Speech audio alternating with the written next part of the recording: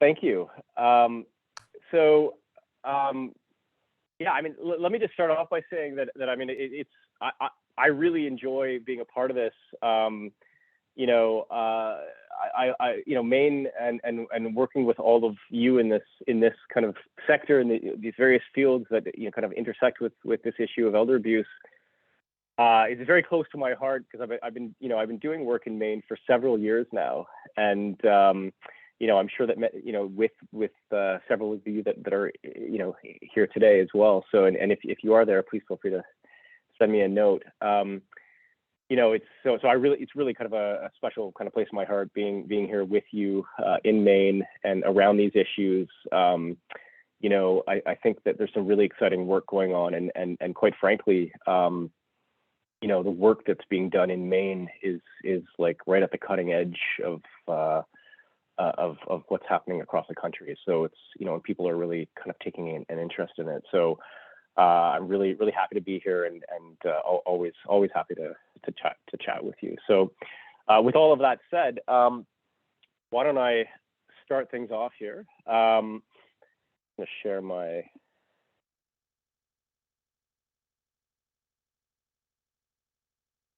Okay, can you see this? Yes.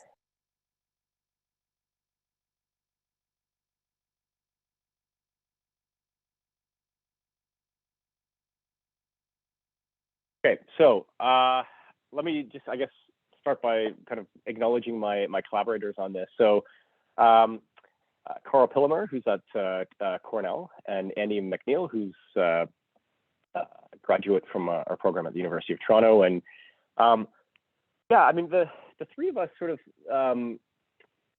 sat down recently and really tried to flesh out this sort of connection between ageism and elder abuse. And so that's the topic of today's presentation.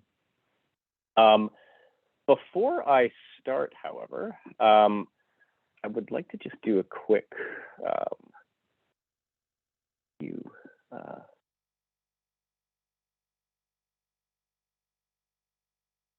share a quick video to kind of get us in the sort of the spirit of the topic today.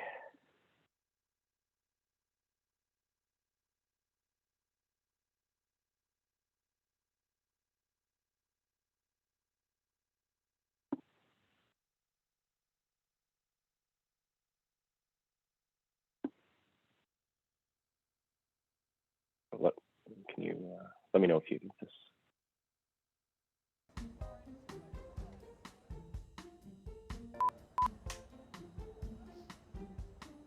Welcome to Basketacular. Today we're giving away free gifts. When were you born? How old are you? This is over 40, and that's the under 40 line. Hold on, I have another preferred customer. Hello, how are you? She's preferred. How come I'm not preferred? Oh. Welcome to Basketacular. I've got to run a maze to get up here. So can you use the tablet and just fill out your email just for feedback? Sure. Your generation probably doesn't know how to use the tablet, so I'm just gonna get you a pad of paper. You know what I do for a living? I'm a programmer. I know more about tablets than you do by a long shot. That's kind of judgmental. I may be your perfect customer. We're just not prepared to offer you gift baskets at the price point you're looking for. You don't even know the price point I'm looking for. I mean, I can assume that you're gonna be expensive. I would never count out a customer. I get the age discrimination a lot. I'm unemployed right now looking for a job. I was laid off when I was 60 years old, and I've been basically told time and time again, you wouldn't fit in with our team. I'm always judged more for my age than my resume. Just gonna create this barrier right here. Okay, so just say right there. I'm just gonna create a barrier here, and we're gonna get you guys right through. Why did you get pinned off in a different section? Just because you guys are exactly what we're looking for. Young, fresh, digital natives. I don't think I agree with you. Thank you for your time. Neither do I here. Discrimination is discrimination. Doesn't matter if it's based on age, sex, or race. I'm glad that ageism is being recognized. I think our workplaces thrive when you have mixes of ages. The truth is we can do anything. We've been through it all.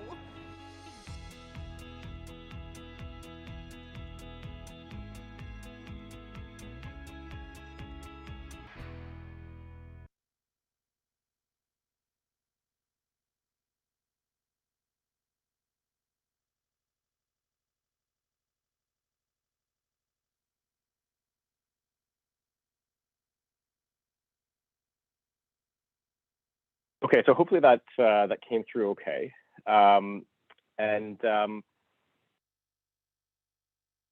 So let's sort of dig into this, like, you know, because this is, I think, something that a lot of people talk about, is this connection between ageism and elder abuse. So this is just, if you're interested, this is an open access paper. If you're interested in sort of like, reading it in more detail, it's Nature Aging. Just search on Google Scholar Nature Aging, you know, elder abuse, ageism, and it should come up. And again, it's open access. Anyone can get access to it. Just some kind of background information. I think you're all aware of this, but just to kind of set the backdrop or the context here. So this is just a graphic that's showing in the U.S. the population of people aged 65 and older between 1990 and 2050, and you can see that sort of these are the millions. That it's obviously there's a very heavy climb in the numbers of older adults who are living in the U.S. The same thing if you kind of then kind of narrow that down to people who are age 85 and older, we see the same kind of trends that since 1990 and projected towards 2050, we're seeing sort of it increased by about six to seven times. You know, and this is important, obviously, for the issue of elder abuse, because without sort of, you know, effective primary prevention strategies, we would expect the numbers and, you know, the numbers of cases to rise in accordance with these rising numbers of older adults, which means that, you know, the sort of the pressure that's going to be sort of put on our systems is going to kind of keep growing and growing. This is more of sort of a global, I guess, perspective here, that we see that between 2010 and 2050, you know, this is how much the kind of proportion of the population age 65 and older is going to grow. And so you can see that those who are age 65 and up are going by almost 200%. Those who are centenarians, people who are age 100 and above, are going to grow over 1,000%. So, I mean, obviously, this is an issue that's happening everywhere, sort of in Maine, in the U.S., and also globally. And then just to kind of get us on the same page again in terms of a working definition of elder abuse, I realize that sometimes there is, you know, some variation in terms of the way this is defined, but fortunately in the last sort of 10 years or so, the field has, at least from a research perspective, has really generally come to agreement on what elder abuse means in terms of its sort of core concepts. So here, this is the most recent kind of authoritative definition was put out by the CDC as an intentional act or failure to act by a caregiver or another person in a relationship involving an expectation of trust causes or creates a risk of harm to an older adult. And generally speaking, there's agreement again in the field about 5 subtypes of elder abuse. So we've got sort of overt kind of acts of emotional or psychological abuse, physical abuse, sexual abuse, financial abuse, and then you know, an omission, which is neglect by others. And so because this is something that occurs in the context of a relationship, that's why the issue of self-neglect is not specifically listed here. But you know, we also understand very well that self-neglect is a huge issue and is a very, sort of a close cousin, often a precursor to elder abuse, and is often addressed or responded to alongside elder abuse. So, for example, with APS in Maine, we're very aware that self-neglect actually represents the most common presenting issue among scenarios of abuse, neglect, exploitation, and self-neglect. You know, again, this is a huge problem. This sort of the most recent and best data available. So this is data that's based on large-scale national population-based studies using large random samples of older adults, where we go out and we ask older adults a series of, you know, quite detailed questions to get us to kind of screen people in or out as to whether or not they've experienced elder abuse in the past year. And interestingly, the prevalence, the 1-year prevalence of elder abuse is pretty consistent across studies, across North America. So I've included some stats here for both Canada and the US. But at the end of the day, it's very similar. And basically what the situation is that about 1 out of every 10 older adults experiences some form of elder abuse each year. So that's one or more of those 5 subtypes that I listed before. And when you project that out, a 10% prevalence rate, against, the number of older adults who are 65 years and older, you're talking about millions and millions of people. So this is a huge problem, as I know you are all aware. And again, the concern here is that the numbers are going to continue to grow with the aging population. The scary part is that actually this might be an underestimation of the true population prevalence. So whenever you're doing this kind of research, you're coming up with an estimate. But for a few reasons, there's sort of reason to believe that this actually might be an underestimation. So for example, these studies, these surveys that are used to come up with these prevalence rates, they generally exclude older adults living with cognitive impairment or dementia, right? And so they also generally exclude people living in institutional settings like nursing homes. So, those are viewed as kind of particularly vulnerable populations, subpopulations of older adults to elder abuse. So you can imagine that if they were included, the prevalence rates might be even higher. We also know that older adults tend to underreport personal problems in survey research. Okay, so when we're talking about ageism and elder abuse, really what we're talking about is ageism as a risk factor or sort of a causal factor for elder abuse. The way that the field tends to kind of conceptualize or approach the study of risk factors for elder abuse is through this framework called an ecological systems framework.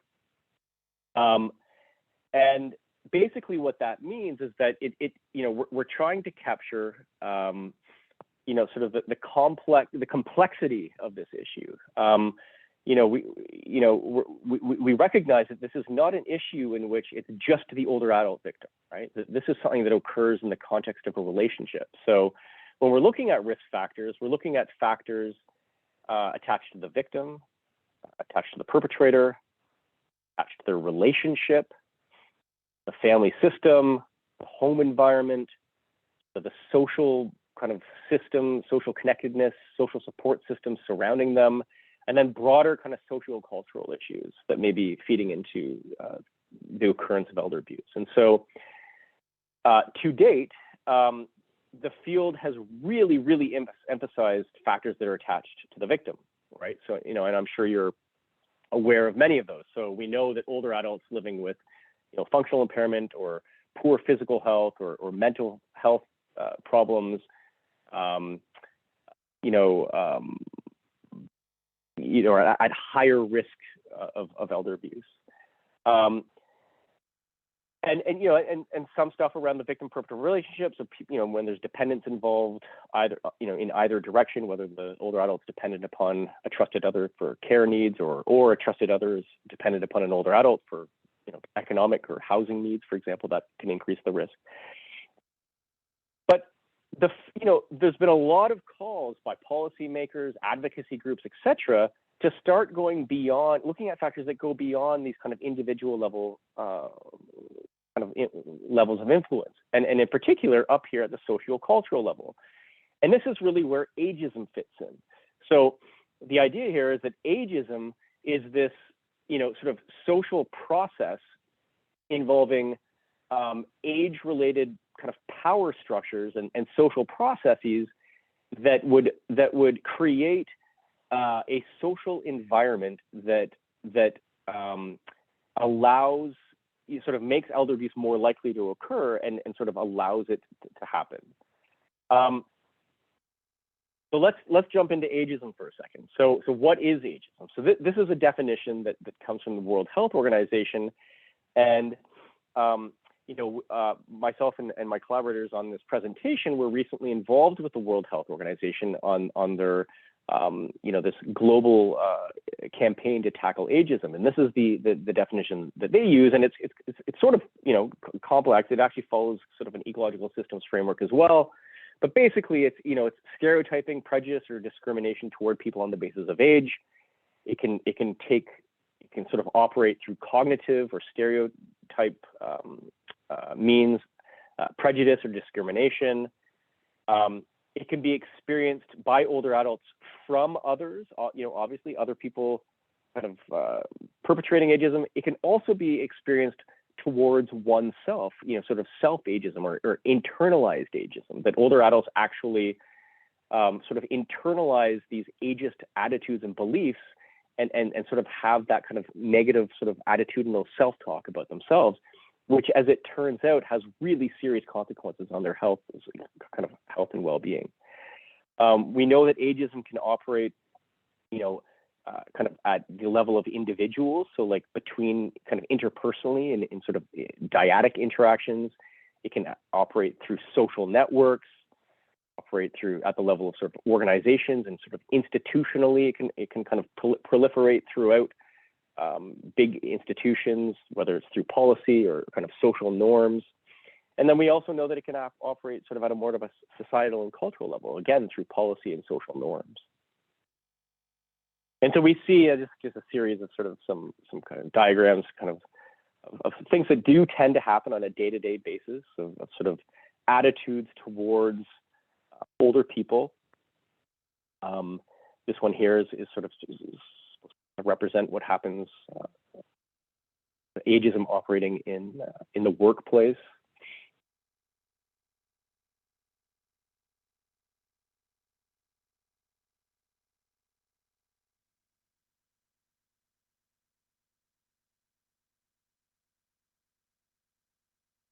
And then another one here.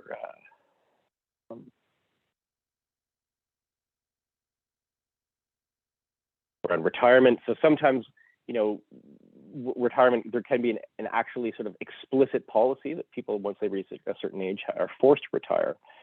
But what also happens is that even if there isn't sort of a policy, there's very sort of strong messaging within organizations and institutions that that one ought to leave, and you see that happening a lot, even before people are ready or want to. And so I guess a question for you, and I would welcome, and I would really welcome you to sort of unmute yourselves, I'm curious as to how do you see ageism operating out there when you're working with clients or within your communities? What are some examples of how, because it's one thing to talk about ageism kind of through this sort of like conceptual academic kind of lens, but I think sometimes that can almost obscure like what it actually looks like in the real world, and it happens every day, all the time. And I guess I'm wondering, how do you see it operating? What are some sort of specific examples in your day-to-day work, whether it's with your clients or not? I see Jess has a raised hand. Sure. I'm the executive director of the Maine Council on Aging. Thanks for doing this great work. We're actually doing a whole anti-ageism campaign here in Maine. And oh, great. Yeah, and so we're doing these conversations. It's called Power and Aging conversations. We're also doing a leadership exchange on ageism. And the interesting thing is, we thought, particularly with employers, we would be talking about age bias in employment decisions. And we've just heard just outright illegal discrimination happening, from HR directors, like, who are willing to say, yeah, my vice president of a bank won't consider older candidates because they're convinced that they can't learn our technology. And this same person then said, oh, but we did hire one older person and one disabled person, and we extended the period of time that they got training, and it went really, really well. But I don't think he'll do it again because it was, like, so different. So it's a very interesting dynamic, because, of course, my question was, well, don't you think that would be better for all your employees to learn at a longer pace, right? And we had a news director say, well, I can't afford older workers, and again, there's this, I just discount them because I know that if they apply for a job. And so we say things like, well, you know what, if you, the best practice is, of course, to publish your salary range, because younger people want to apply for jobs that they know what they're getting, as well. And if an older person applies, that they'll take that salary range, right? So it's a fascinating thing how HR directors have been willing to tell us really about actual, illegal ageism in the workplace, not just age bias. And we have lots and lots of examples, but it's alive, well, and living here in Maine. Yeah. No, thank you, Jess, for sharing that. And by the way, that the work that you're doing sounds amazing. So I hopefully folks on the in the meeting here are aware of that work and can get involved. So yeah, I mean, we often say that ageism is one of those isms that seems to still operate at very kind of explicit, in very explicit ways, as you just kind of described, Jess, that like HR people are quite upfront about it. You know, like, I mean, it's not like something that's trying to sort of be hidden or you know, it's sort of one of those isms that is perhaps more explicitly acceptable. And so I think you brought some really good examples. Does anyone else, I mean, we probably have time for a couple more. If anyone else has, again, when you're working with your clients or in your communities, kind of specific examples of how you see ageism operating. Natasha.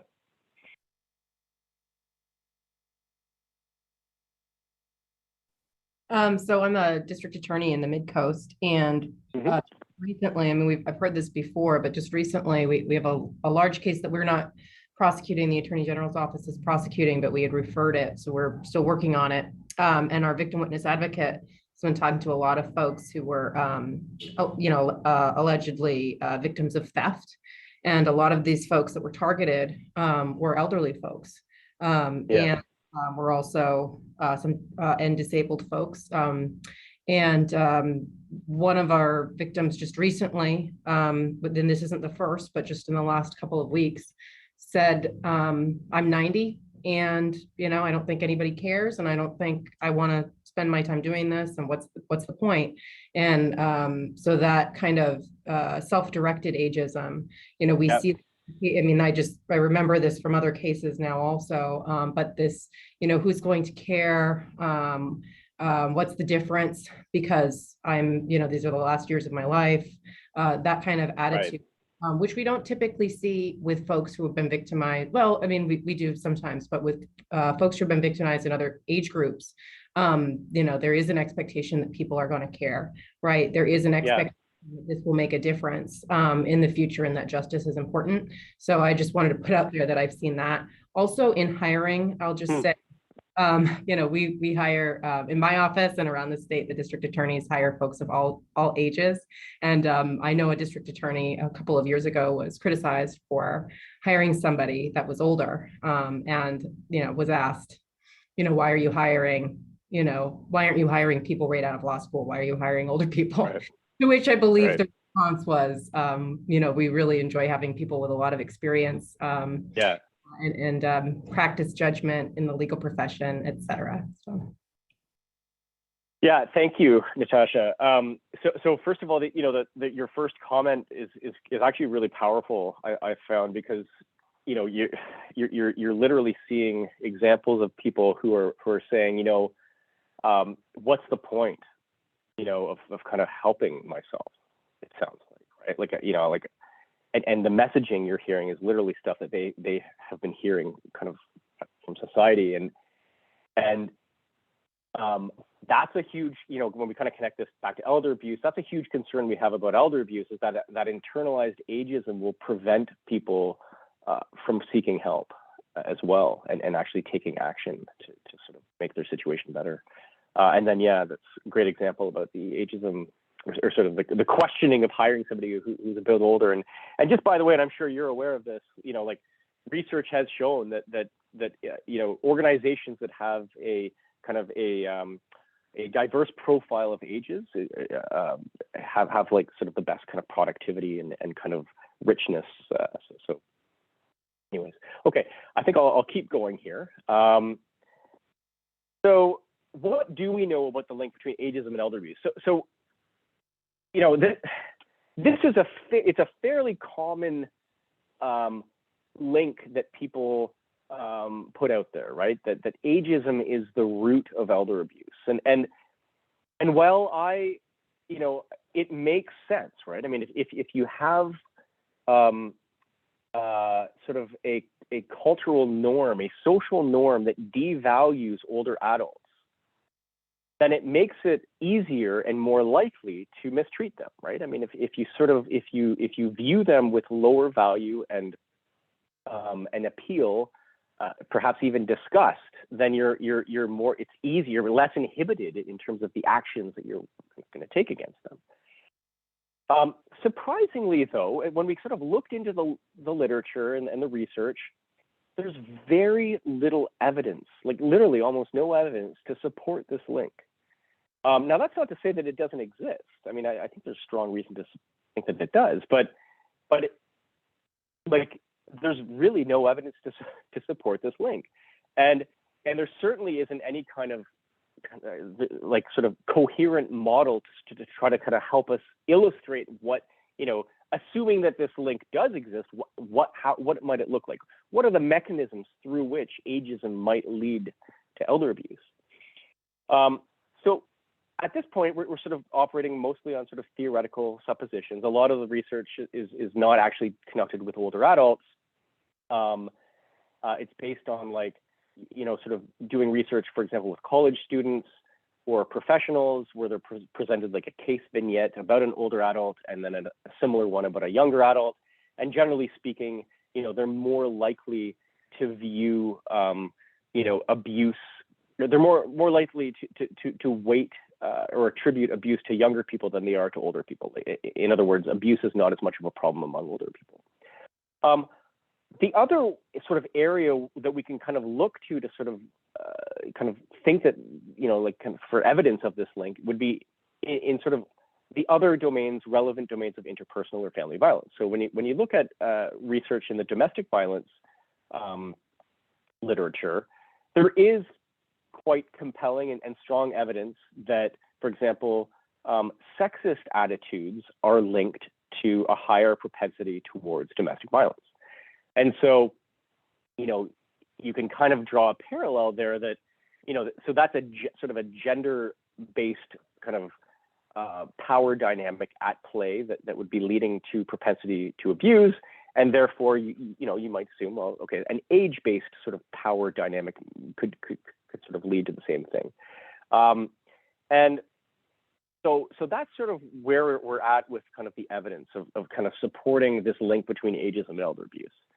And so what we tried to do is given like sort of the kind of the weak state of the actual evidence, we thought, okay, let's try to develop a model that illustrates possible pathways between ageism and elder abuse.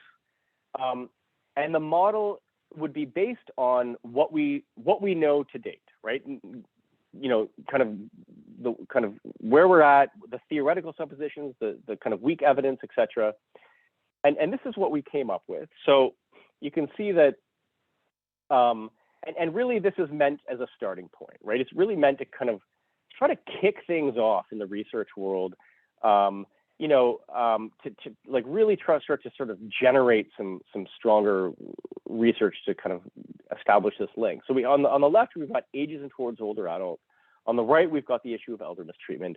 And then in between them, we've got what we call these mediators, or these vehicles, these things that might facilitate the relationship. Now, the one that has the most evidence is this infantilization. And we see this in nursing homes, and there's actually evidence for this one. So people who work in nursing homes and have sort of higher levels of attitudes of infantilizing older adults are more likely to perpetrate abuse. Other sort of ways, you know, these mediators. So we know that ageism contributes to exclusion and isolation, which is then a risk factor for elder mistreatment, leads to depersonalization, powerlessness, which can lead to elder mistreatment. There's also, you know, a lot of blame that's put on older adults, for example, that they're sort of a burden on society, or that, you know, they don't contribute enough economically, you know, stuff like they're a drain on the healthcare system, all this kind of stuff that we hear quite often. And then if we blame older adults for sort of the state of our kind of society or budget and so forth, where, you know, kind of facilitate abusive behaviors.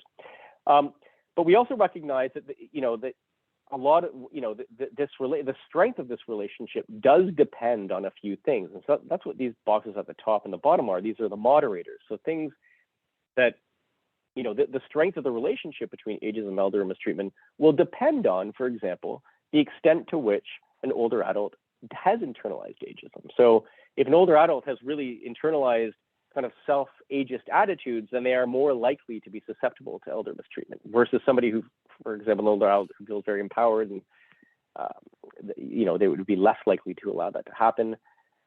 We also recognize that ageism intersects with other forms of social location and sociocultural identities and systems of inequality. So, for example, ageism does not operate sort of equally across all groups. We know that, for example, ageism affects women more so than men when it comes to the way that sort of physical changes are perceived as we age. There may be socioeconomic intersections at play here, in which older adults of lower socioeconomic, economic status are viewed as sort of less successful and perhaps more likely to be mistreated.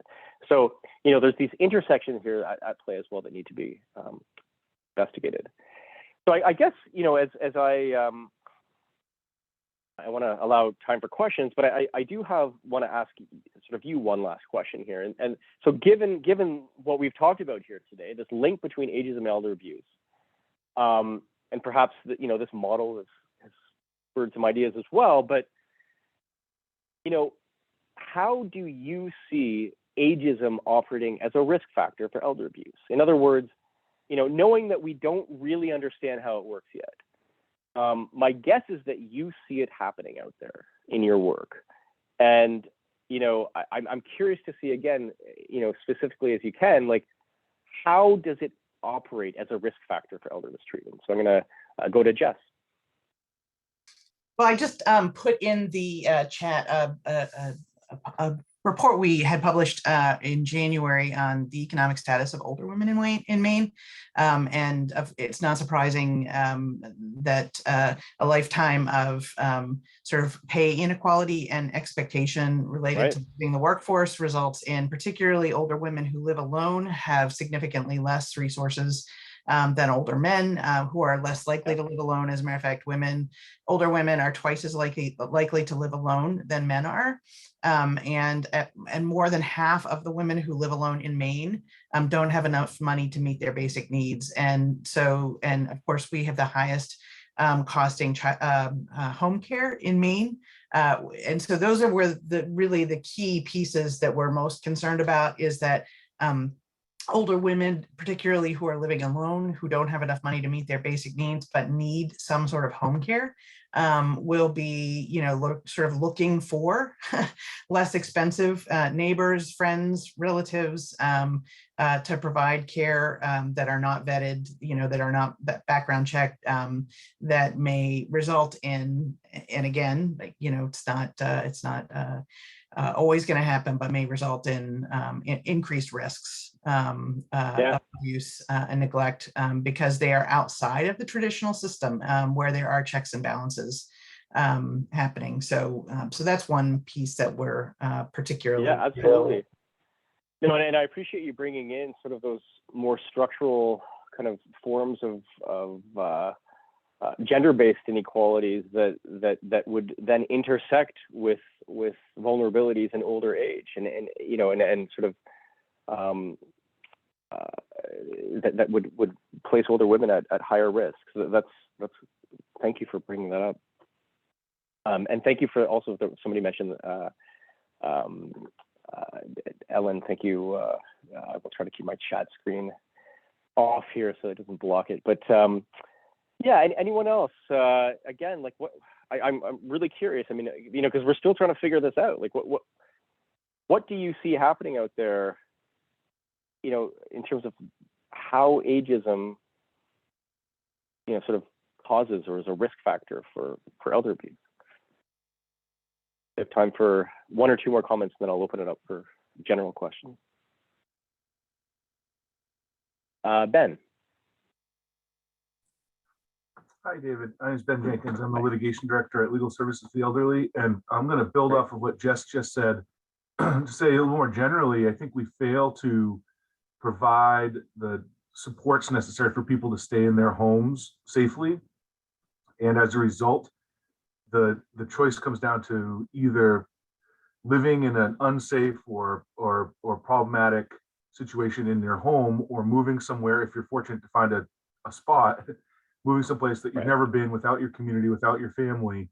And so the failure to provide the supports to provide just safe, adequate housing and supports to stay in housing puts people in a really impossible situation. And they will often, unfortunately, older Mainers will often put up with really horrible situations in order to stay in their home because they don't see an adequate solution elsewhere. And so that ageism, which is our failure to adequately support older Mainers, results in some really awful living situations. Because there's just no other option available, or there's no realistic option available. If someone's lived in a community their whole lives, they're not going to move you know, hours away to someplace they've never been. Such a great example. Thank you. Yeah, I mean, and another example of kind of like, you know, kind of systemic sort of structural forms of ageism at play that provide inadequate, you know, sort of circumstances for older adults and place them at risk. So thank you. Katie? Hi, thank you. Oops. Can you hear me okay? Yep.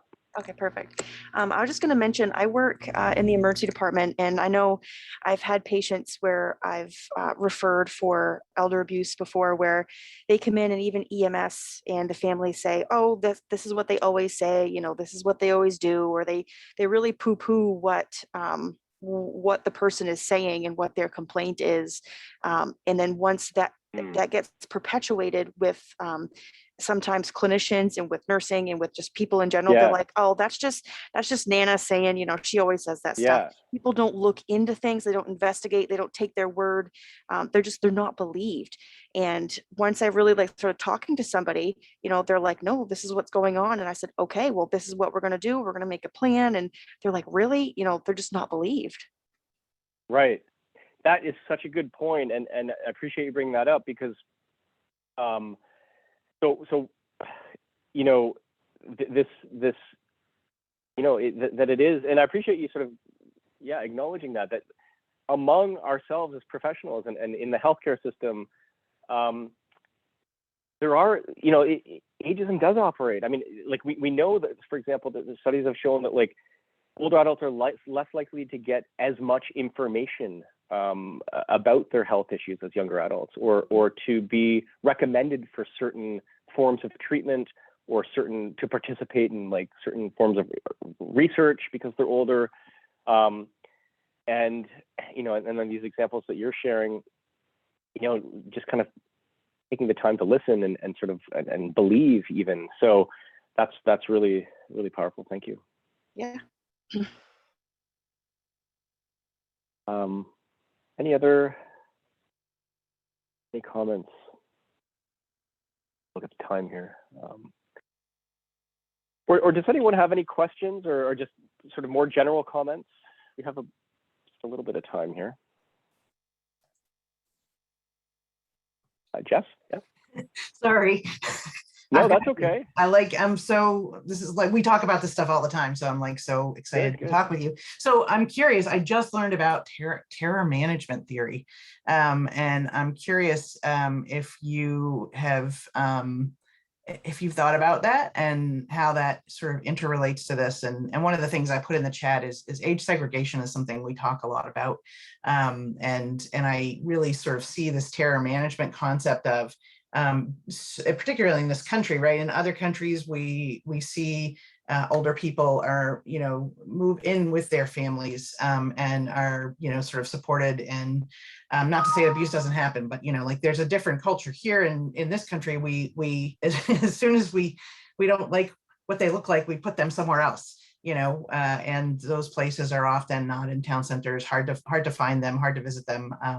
And of course, you have a higher rates of elder abuse in facilities.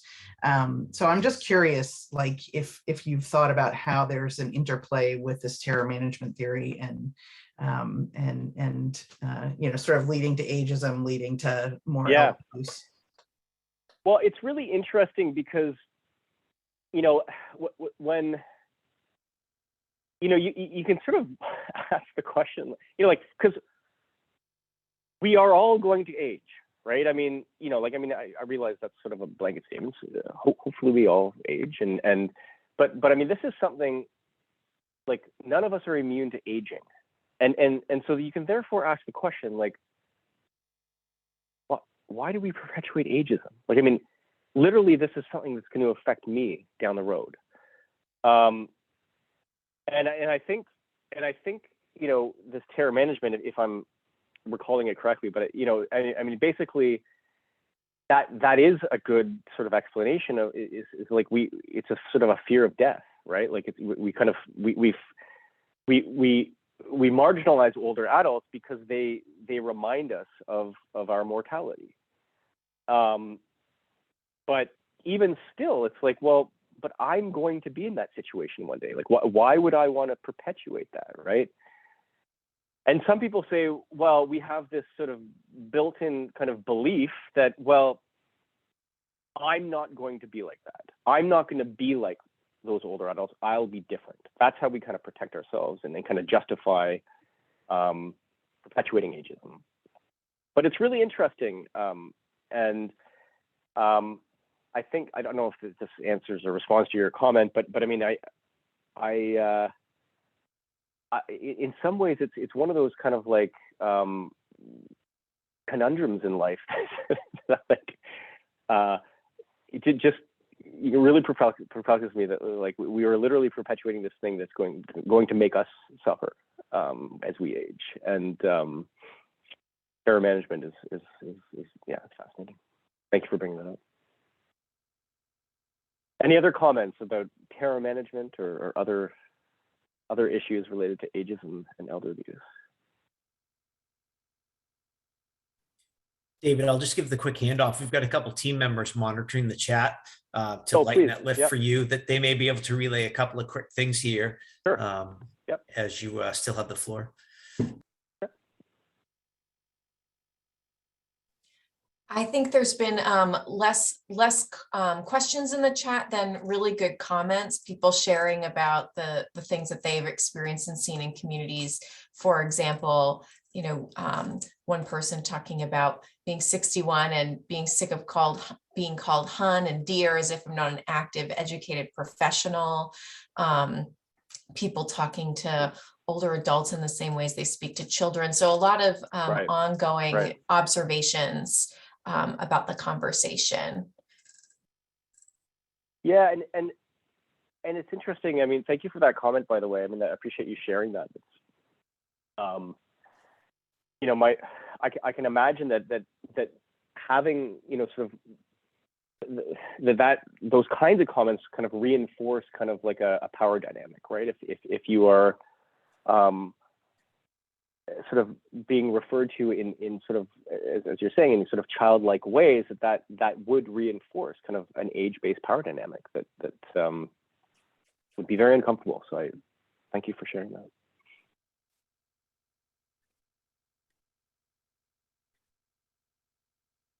And Dr. Burns, I actually have a question. I'm wondering about, I just want to make sure that I understand something that I think you said, but I want to be really sure that I have it right, because I've sometimes heard about this link between ageism and elder abuse and the idea that there isn't evidence to support that link as like, so it's not there. But I think what you're saying is there may not be evidence for it in the research right now, and that's why we need to do research that explicitly looks at it. Yeah, thank you for clarifying that. Yeah, so I'm not suggesting that there isn't a link. I guess what I'm saying, and we were kind of surprised to find this, is that there isn't research evidence to support the link, right? But that's not to say there isn't one. It just means that like the research hasn't occurred to like support it. But there's lots of things like that out there.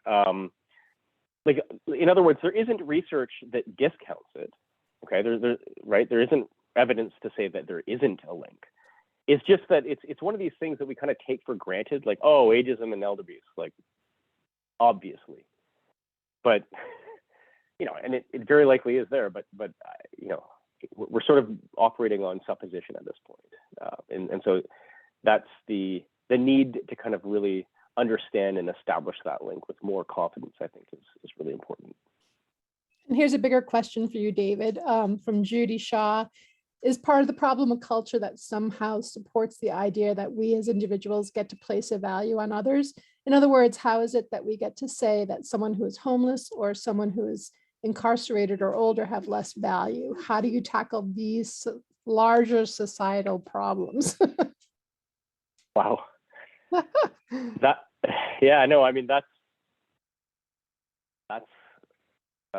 That's a great question. I don't know that I have an answer for that. I do know that as it relates to ageism, one of the things that we found recently, and this was again part of this global campaign to tackle ageism, is that we conducted this meta-analysis on interventions to reduce ageism. I think this kind of addresses your comment a bit, but and what we found is that based on like this kind of pooling of data across like hundreds of studies, that it's actually it's called intergenerational contact interventions, where you have kind of young people, children, teenagers, young adults, engaging in meaningful activities with older adults in which they have a common goal, and that they're very effective at reducing ageist attitudes among the younger adults. In other words, just bringing these generations together and engaging in meaningful activities and sort of sharing wisdom, etc. And so there are the other nice thing about it is they're feasible. They're not expensive. Sometimes you come up with these interventions that cost millions and millions of dollars, but these are actually very feasible, cost-effective programs that communities can engage in and really work at reducing ageist attitudes. So I think, if we can get into more of these kind of intergenerational kind of contact interventions in our communities, in the long run, that could have a big impact.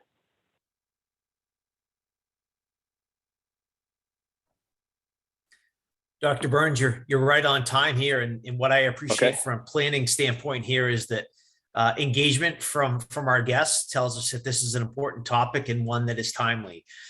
So I do anticipate as we move throughout the morning that some of these topics may come back around as we work through this panel discussion. So as promised, we will take a break for about 15 minutes.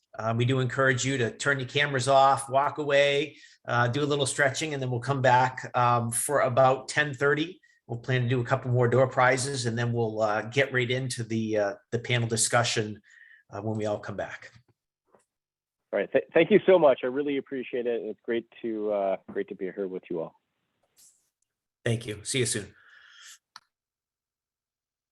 Robert and I are going to work together again for a couple of giveaways. So Robert, I'll ask you for two numbers, and then we'll select two names, and then we'll get right back into it. All right. So we've got number 230 and then number 5. So 230 and 5. So we'll start with 230 first. And our 230 is Bethany Tompkins, and she's from the LitCop program. Is Bethany with us this morning? I am. That's exciting. Congratulations. Thank you. And then number 5 is Chris Allen, also from the LitCop program. Chris, are you with us here today? I am, thank you. How about that?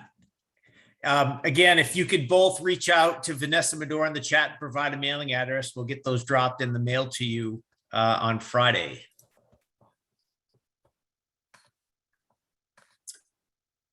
All right.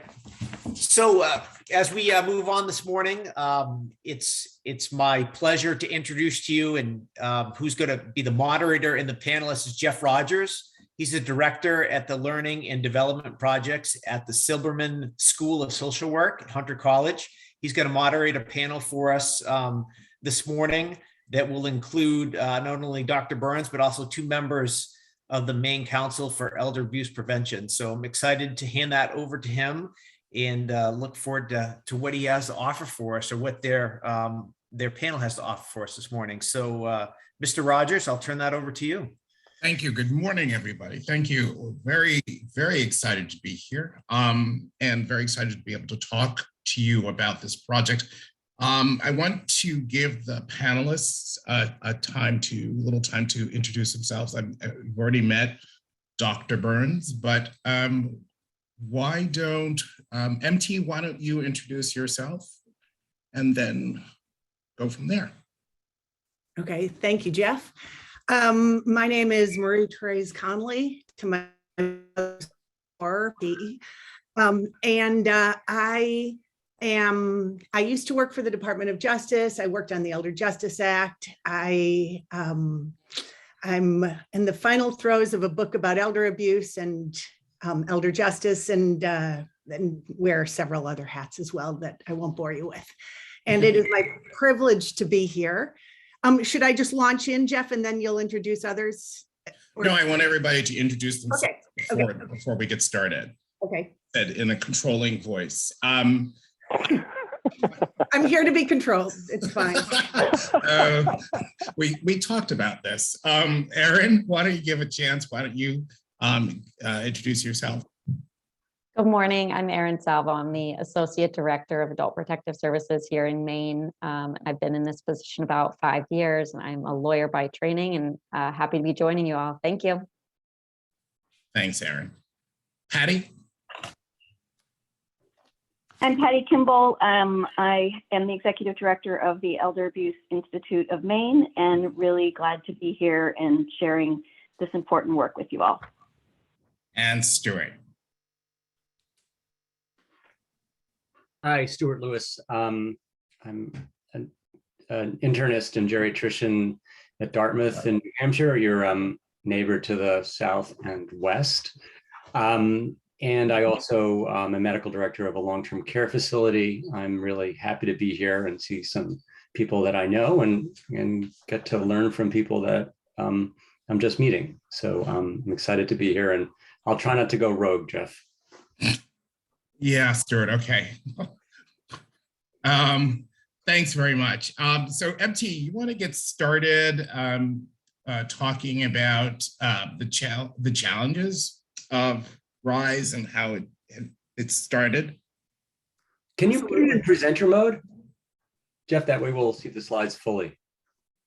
I could if I knew what the hell I was doing. If you go to the bottom to where the little slider is, there's like there are like 4 little squares. What side? On the right side with my right, and then two up to the, keep going to the right, one more, stop, right there, click that. Better? Perfect. This is a really rogue version of Hollywood Squares, so buckle yourselves in, folks. Here we go. So thank you for having us. We're really excited to be with you today. And as you see, the team that figures out PowerPoint together stays together. I thought that I would start with some of the broadest challenges in the field and how those led to this project. So first of all, sort of what my people would consider original sin.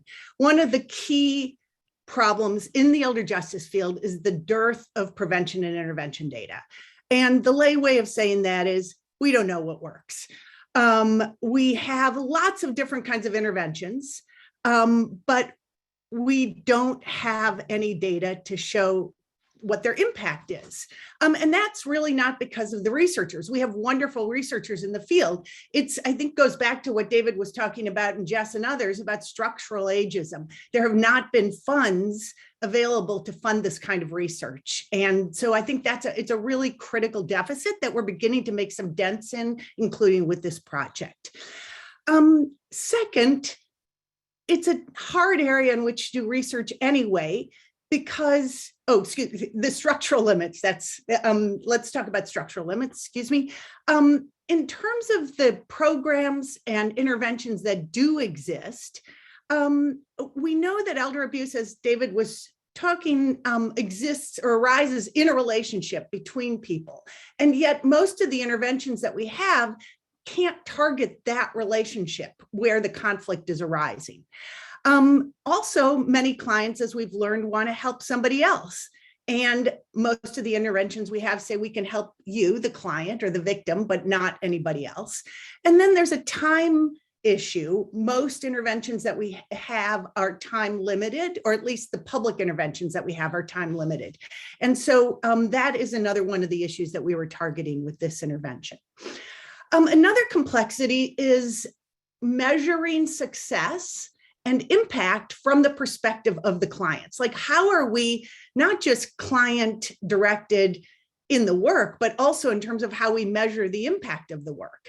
And that's a really tricky, tricky thing, but not insurmountable, as you'll hear later on about some, some methods called goal attainment scaling, also just surveys and other ways to measure what the clients / victims views are about the work we're doing. Then there's the whole issue of what does it actually mean to be client-centered? And when are you honoring a client's wishes versus abdicating on a responsibility to help people stay safer who are putting themselves in danger? And I think some of the conversation in the last panel began to get at this, with people who are making choices to stay in dangerous situations because we don't have the structural support to help them in that context. And then we have these siloed systems. We have APS, guardianship, long-term care, legal services, ombudsman, et cetera, and then the whole aging network, but it's hard to get all the systems to play together. And so that is another one of the challenges. Next slide, please. It's not often that you can boss around doctors. In terms of the origin of this project, the goal attainment scaling method that I talked about earlier, and I believe that David and I were both at this summit some years ago where David talked about it. That is one of the core methods that we have used, and we started a project, that is to say David really started the project back in 2016 to see whether goal attainment scaling done by APS workers would work. And in the process of that project, we had lots of conversations with APS caseworkers and supervisors. And there was one focus group where I got to sit in with David, and it was really striking because there were, or maybe it was actually more than one, where people said, look, our clients have goals that we can't meet, which is to help perhaps a daughter who has mental illness or a grandson who has substance use issues. We want to help them and we want to address the relationships. And that's not something within the purview of APS. So we went back to APS and said, is this something that we could perhaps do? Could we build an intervention that augments APS that would address some of these client wishes that are not within the structural purview of APS? So we had a large stakeholder meeting in 2017, including many of you at this summit. We got lots and lots of input. Then David and Stuart Lewis, who you'll hear from in a second, I basically sort of brainstormed for a very long time. We had about 1 jillion calls and put together different methods, looked to different fields, different methods to try and build an intervention. And why does that matter? Like from a layperson's perspective, why does having a model matter? It's a little bit like, and Erin and I, we were talking about this earlier in a different call. It's like having a recipe, because if you're just always winging it, you do a little of this, a little of that, then nobody can really replicate it.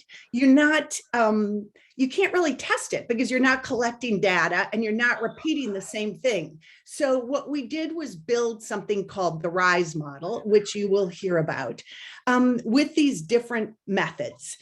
And then I met Patty Kimball, I believe, at this summit a few years ago. And then Patty joined that stakeholder meeting and we ended up having conversations with her. And she then hired advocates to actually implement the model, working very closely with Erin, which takes me to the last point, which is the importance of leadership and courage in these kinds of projects. At the highest level at DHS, Ricker Hamilton and Jean Lambrou have been incredibly supportive of this project. It wouldn't happen without that kind of leadership. And also Erin Salvo and Patty Kimball have been incredibly supportive and innovative and collaborative, because you need people, you need that kind of partnership and trust for a project like this. And you need courage, you need curiosity, and you need persistence. And then you need an ecosystem like Maine, where there is such a robust aging culture and support for this kind of work. So thank you. And I yield the floor to David, I think, right? Yeah. Thanks, MT. Oops. So David's going to talk a little bit about the system service gap.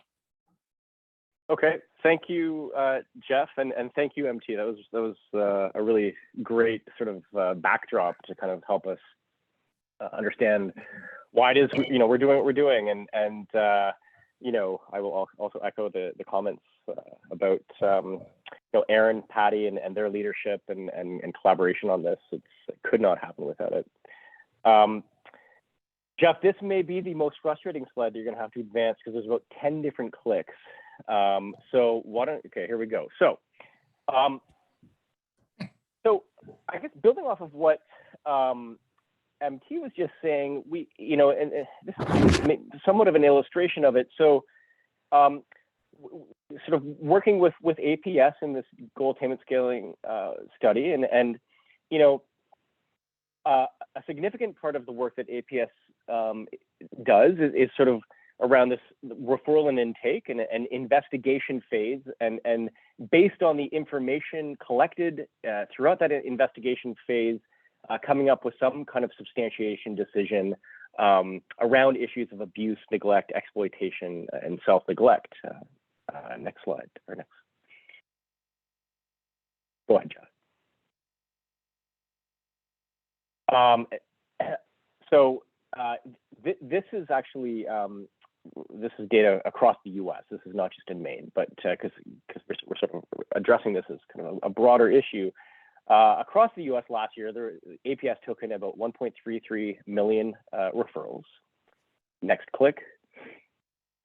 Among those intake referrals, they investigated about 770,000 cases. Click.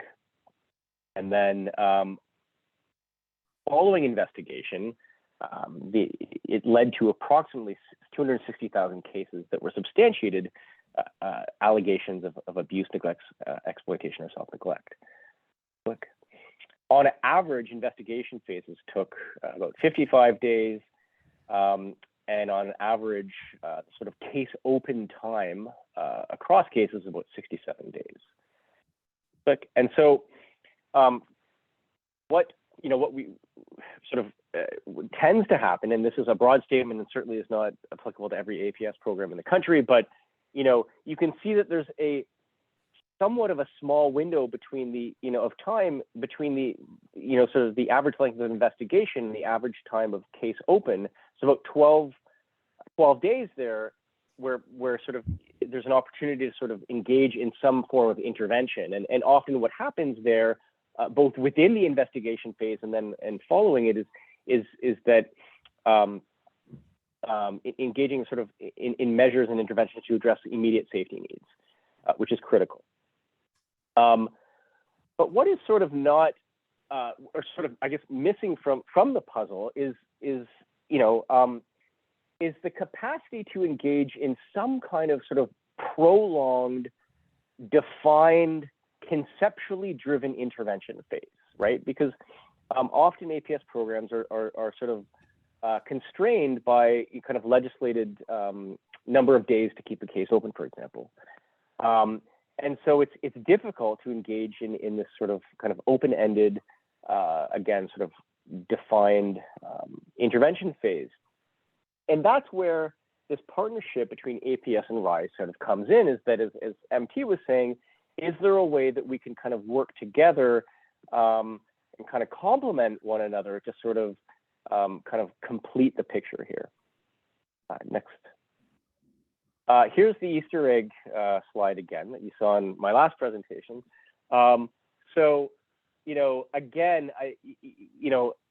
just like we tend to, kind of approach the study of risk factors using this framework, we also, elder abuse intervention theory would suggest that we also have to, ought to approach elder abuse interventions through this framework as well, meaning that, effective elder abuse interventions would have the capacity to work both with the victim and the perpetrator.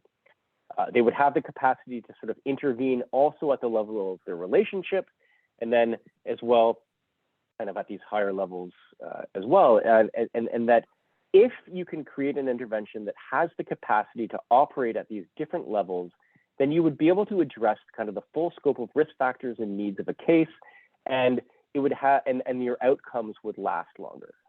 In other words, if you were only kind of ever working with the victim, but never working with the perpetrator who also had sort of risk factors attached to them, then the case is more likely to come back into play. Okay, so if we were working with like a different problem, let's say, for example, try to create an intervention for addressing depression amongst youth.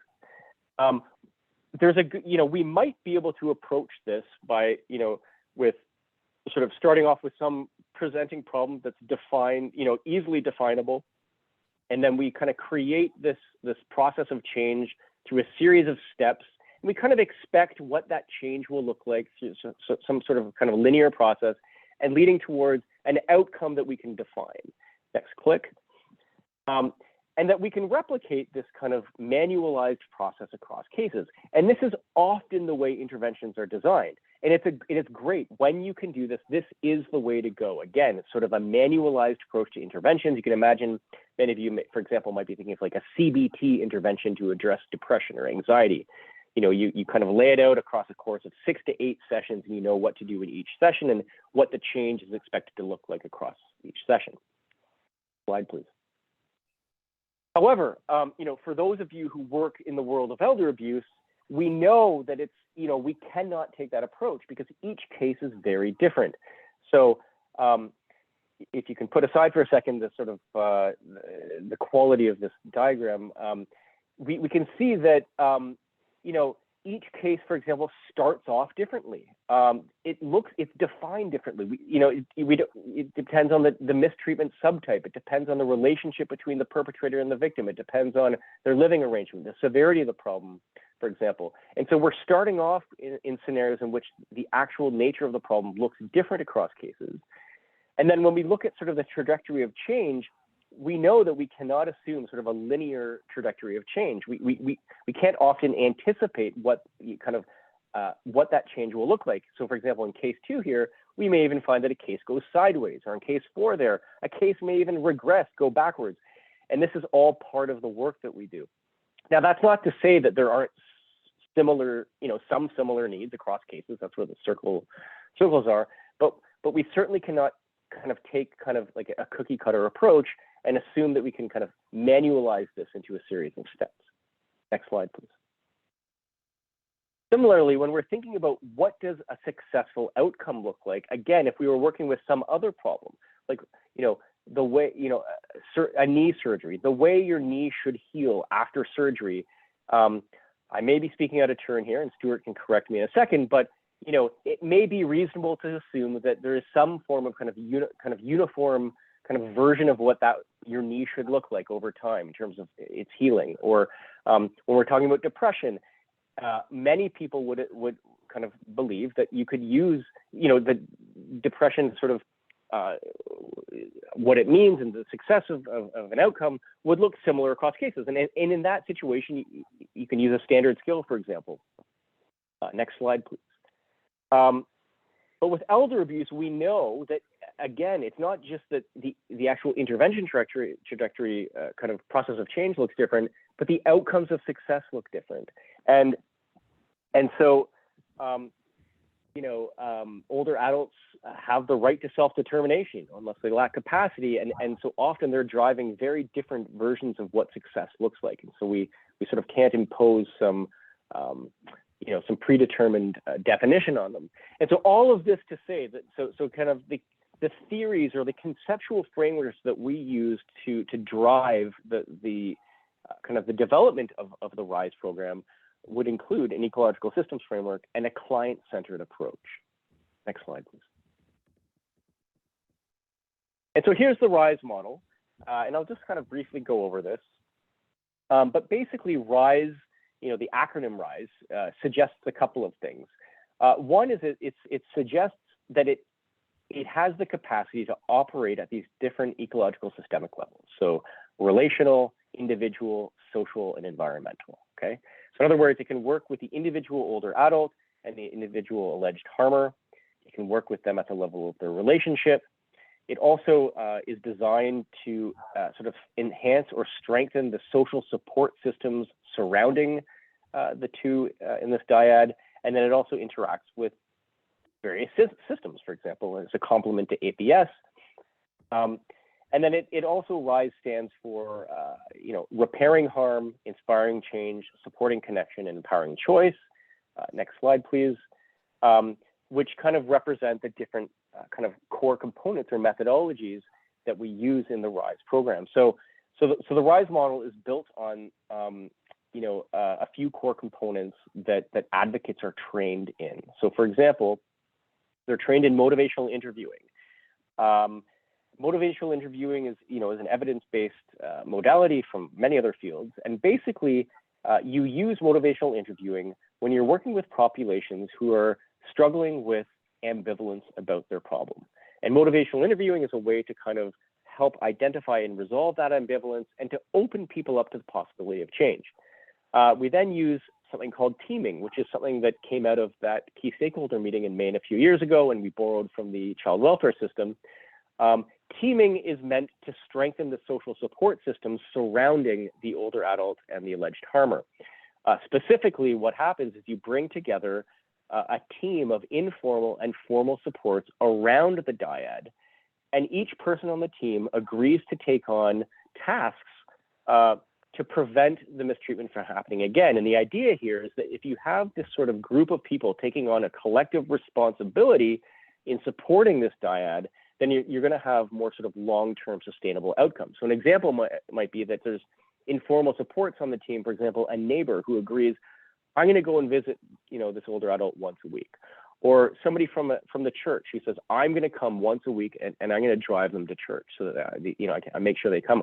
Somebody from the formal support system might be somebody from a bank agreeing, I'm going to sort of keep up my eye out on kind of transactions that are happening. These are just examples. We then train in supported decision making. So working with clients who lack capacity, but may still have the capacity to engage in sort of goal setting and decision making and expressing their wishes. And finally, restorative justice approaches. This is sort of what's used to help sort of work with victims and perpetrators at the level of their relationship. And it's through a series of approaches is intended to both repair harm in the relationship while holding the perpetrator accountable. So those are the core components of the model. And then sort of key processes that are operating and that are fluid throughout the model, we've got engagement and goal setting. So we recognize, and Jeff's going to talk a little bit about this later, but we recognize that one of the big kind of obstacles to overcome in any elder abuse intervention is client engagement, and that most clients, most older adult victims out there are reluctant, not eager to engage in support from the formal systems. And so figuring out how to engage them is a critical part of the process. Goal setting is also at play throughout the entire process.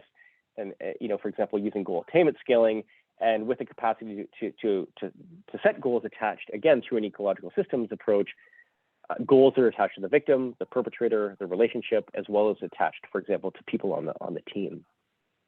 Next slide, please. And I'm going to pass this back to Jeff to pass it off to Erin. Erin, you're up.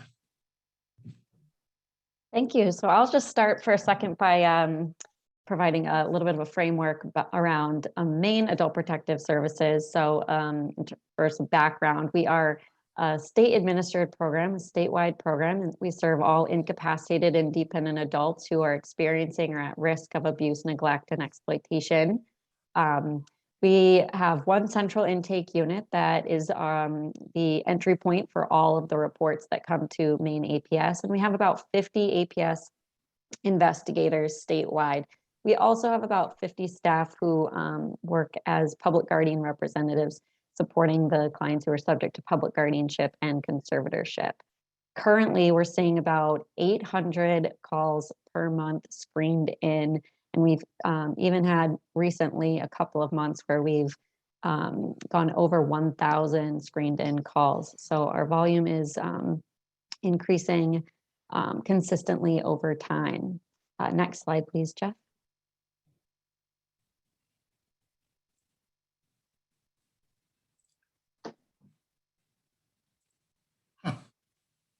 So in approaching this project, there were a lot of incentives to participate and also some hesitations. I mean, a new pilot is always a little bit intimidating as a government program that is, dictated by rules and statutes and a lot of public attention in that way.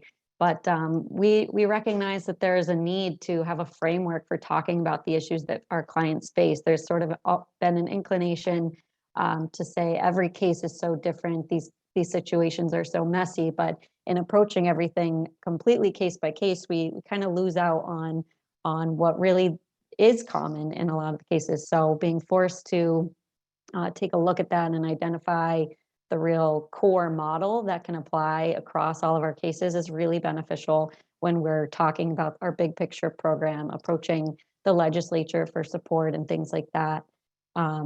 We recognize that there, like I said, where we're kind of tied to a lot of rules and regulations, there's not always the flexibility to provide the services that we're looking to and get kind of that really holistic approach for a client, as MT mentioned. And a real value in approaching this project was that we were talking about piloting something that would be exclusive to clients who are coming through adult protective services. And as I mentioned, we have incredibly high case volumes that can be challenging to manage. So finding a way to meet clients' needs in a new way was especially motivating. And we also see that about a third of the clients that we receive reports on are clients that we've seen before. So we have, I think, a fairly high rate of recidivism. And one kind of data point we were looking at is this a model that we can use to support people a little bit longer term, have something more sustainable so that we're not seeing people return to crisis or return to being re-victimized after adult protective services has been involved. Next slide, please. Of course, there are challenges in any new program, and one of those is really trying to infuse a new process into what we already have as our established practice. And when we initially began the project, we were piloting in only 2 counties. So we wanted to make sure that what we were doing really aligned with our current approaches and respected clients' confidentiality, matched up with our data system limitations and things like that. So thankfully, the group that's makes up this panel today had many conversations before we launched the pilot to tackle all these issues. And I think that really helped us get off to a good start and have a smooth implementation from as we were rolling things out. Naturally, one other challenge was COVID-19. That is going to be, I think, a challenge in any project that spanned across the year 2020. And I think that in some ways caused us to evaluate again the core pieces of what we were looking at and keep things client focused, even from a distance when we weren't able to be in the same space physically with the clients out of an abundance of caution. And early on, I think with any pilot, we were looking at how are we going to make this sustainable? If we want to expand the pilot, which we have done, spoiler alert, maybe we've expanded from our 2 counties to a statewide program with some of our American Rescue Plan funds, which is very exciting. But you need the data, and you need to find data points that are valuable to be able to demonstrate the success of the program. So that was something that we wanted to think about early on and carry forward throughout the project. Next slide, please. So I think just overall, and you'll hear more about some of these pieces, some of the areas that really helped us be successful early on were having an open communication process. In those initial conversations, making sure we were being thoughtful about all the aspects before we launched was incredibly important. And also checking in frequently once we had started the pilot in 2 counties was very valuable. Documenting that work and creating some desk level procedures for staff to rely on. And then learning about individual cases. So big picture data is important, but also hearing how did things go for this particular client? That's something that was really, really helpful. And you'll hear more about this momentarily, but we were very, the concept of a warm handoff in a program is something that is really, really crucial here. So the ability for our staff in APS to work very closely with the advocates involved and, kind of help build that rapport with an advocate, even by being in the meeting, in that initial meeting. So it's not just a phone, here's a phone number you can call and take advantage of this program. It's here's this person who I know, and help build, one more step towards building that trust for the longer term relationship that would exist between an advocate and a client. So I think that's what I've got. Thanks, Erin. So Patty, you're up. If these will. Thank you. Did I go to? Right. Okay. Sorry. Oh, is it my slide? No, this is David. Sorry, David. Patty, you're up after David. Yeah, sure. But Patty, I would be very happy if you want to kind of jump in as well, because I think you can probably even speak to this more depth than I can. But let me give it a shot.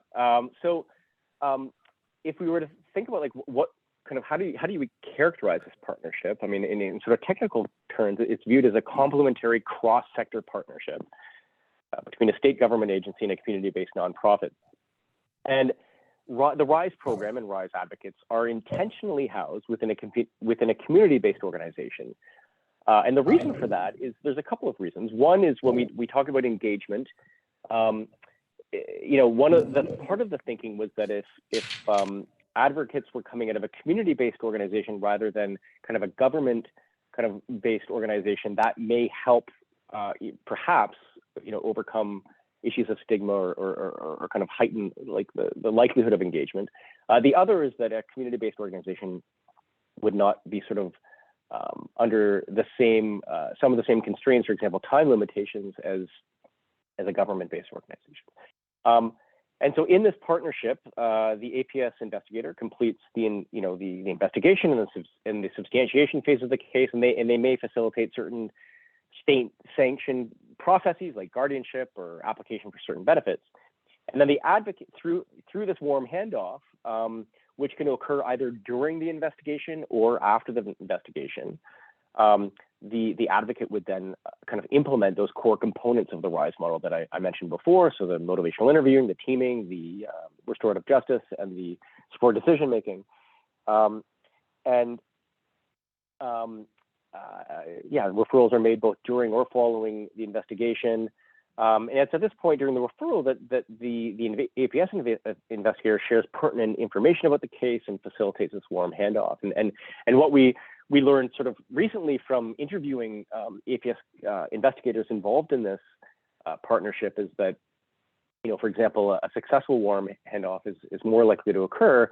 It can't always happen, especially during COVID, but like, for example, when the advocate and the investigator can be there together physically with the client.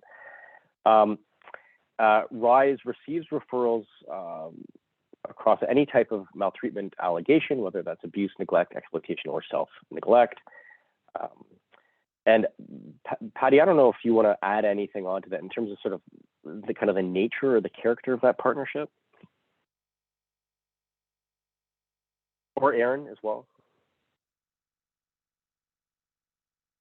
I think this, David, I think you've covered it. I mean, I think that, and Aaron covered it as well. I think we worked really hard in the planning phase of this project to understand and design a partnership that would respect both the advocate's approach and the caseworker's approach, and how we could complement each other. And, you know, as Aaron said, there were sort of procedural processes that we put in place to ensure smooth referrals. And those were obviously adjusted over time as we learned more about what it looked like to work in partnership. And, you know, one of the things I would note is it's this project and this work in partnership with APS has been the most rewarding of my career, and I've spent a long time struggling with addressing elder abuse through various programs and approaches. And this approach and this partnership has really been remarkable and has produced amazing outcomes for the clients that we serve. And I think it's produced outcomes for the people that have worked with the project. I think it's been really rewarding for those of us who have been part of it. So I think that's what I would add, David. Patty, I would agree completely. Thanks, Patty. Thanks, David. Patty, I think you're up now. I am up now. So wanted to give you, so again, I just reiterate, this partnership and this program have been transformative, I think, for us as an organization, and for certainly those of us who have been fortunate enough to be involved in it. And I say that because I feel like, so we spoke about client-centered work earlier and about following the lead of our clients when we do our work. That isn't an easy thing. It's an easy thing to talk about. It's not the easiest thing to do, especially when there is risk involved. So this program gives us a chance to do that. And it recognizes, through the approach, we recognize the unique needs of the people that we work with, and we also recognize their unique strengths. So the modality, the way this project has been designed with restorative justice teaming, supported decision-making, and motivational interviewing really does address the needs and challenges and strengths of individuals that we work with, of victims of abuse and neglect or exploitation, right? So what we know about our clients is they come to us in a period of transition. And oftentimes we think of that if folks are struggling to work with formal support systems or service delivery systems, we call them resistant to change, right? We say they must be resistant. Motivational interviewing, one of our approaches, looks at resistance to change in a different way. It acknowledges that people in transition move through that transition at their own pace, and change, there is a process, there are steps to change that motivational interviewing helps us to identify and support somebody as they're working through that transition. So that particular approach is super helpful. Supported decision-making, again, the concept that if somebody is struggling with cognitive challenges, They may need other people in their life to help them make choices. And they have a right to make choices despite limited capacity. And how can we help facilitate that? Supported decision making helps us with that process. Teaming, a lot of our clients are isolated, as can well be imagined, and they have been cut off from formal support systems, family members, informal support, whether they're socially isolated or geographically isolated. And so teaming, as David said, calls into the circle formal supports and informal supports, and asks those people to help somebody, to really wrap themselves around a person that's isolated and help them identify what they need and get what they need. And finally, restorative justice, which is something I've long thought could be applied in cases of elder abuse, because as noted earlier, we know that for the majority of our clients, if their perpetrator is a caregiver, is somebody they have a relationship with, which is most often, right, that they will desire support for that person before they'll desire support for themselves. And that relationship is often critical to their survival. There's an interdependence there. And if we're not respecting that interdependence and really understanding how the dynamics of that and what a person wants in relationship to that dependency, then we're approaching problems from a systems perspective and not from a person's perspective. So this project, again, has been really valuable, transformative, and I think it holds great promise in the field, and have been fortunate to work on it. I'll give you a couple of stats, and then I want to turn this over to the people who do the work. Somebody mentioned bravery. When this partnership was born, we were really trying an intervention that hadn't been done before. And all four of those modalities, there wasn't an adapted version for elder abuse that we could turn to and learn from. So we really collectively had to learn together. So I want to give the bravery for the development and implementation of this program to the folks who have done the work on the ground, and you'll hear from them in a couple of minutes. But here's sort of the backdrop. Since we started, we launched in July of 2019, July 8th. To be precise, we've worked with 361 clients over the course of time, 216 women, 145 men, average age 75. We go from 60, I think our oldest client was 98. We go from Aroostook County, I like to say from Madawaska down to South Berwick and everywhere in between. We started with 4 advocates in 2 test counties. So we started in Aroostook County and Cumberland County. We had 2 advocates in each of those counties. And as Erin mentioned, we were fortunate enough to expand the program in July of last year, so July of 2021, and now we're statewide. So we have 6 advocates now, with 1 new advocate joining us in June, which we're really excited about. So we'll be up to 7 advocates, a program supervisor, a resource support specialist, and a restorative justice advisor. So that is our team. Those are the folks who do the work on the ground. And I would love right now to ask a couple of our staff people who are here in the audience today to share their experiences. So I'm going to ask Megan Nizza, who is our program supervisor, to start. So Megan, if you're out there, we'd love to hear from you.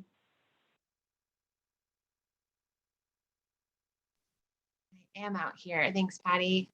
Can everyone hear me? Yep. Yeah. Okay, great. Yeah, so I'm program supervisor at the Elder Abuse Institute of Maine, and I oversee the programming of Elder Service Connections in addition to some other programs at EAM. I started off as an advocate during the research project phase of the program, and have seen it through the research into a full program that we are now in, and the expansion from 2 different counties in Maine into serving all counties in Maine. I've been able to see, you know, on the ground what's happening with clients and be able to work with clients, and then also now am able to support the work through supervision. So I guess, you know, there are so many stories and experiences that I could share, especially when working directly with clients.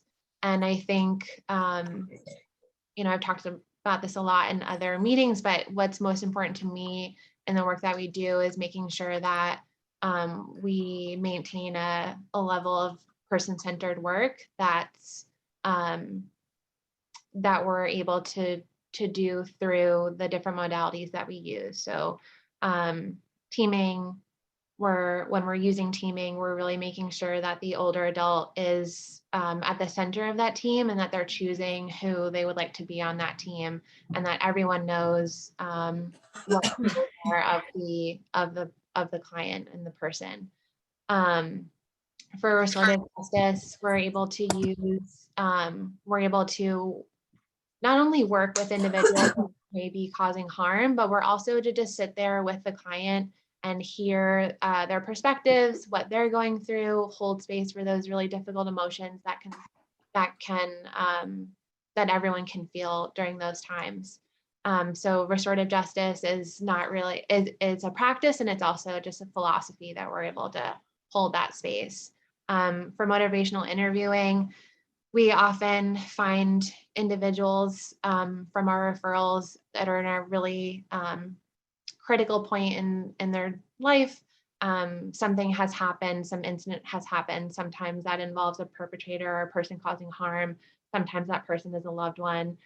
Sometimes it's a system failure that we're seeing, that the person is experiencing.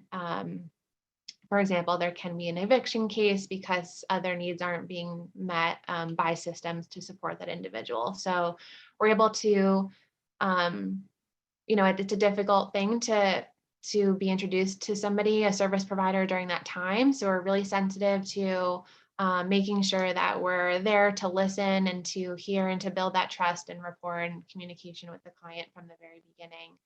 And then supported decision making, we're really supporting the client and showing and creating options for opportunities. And so the client has the ability to make those decisions. And we're really there to show them that the options are available, to make those options available, and to follow the client wherever they may choose to go. So those aren't specific examples, but that's kind of just an overview, and I'd love to pass it to back to Patty so she can pass it to others to do some more. Thanks, Megan.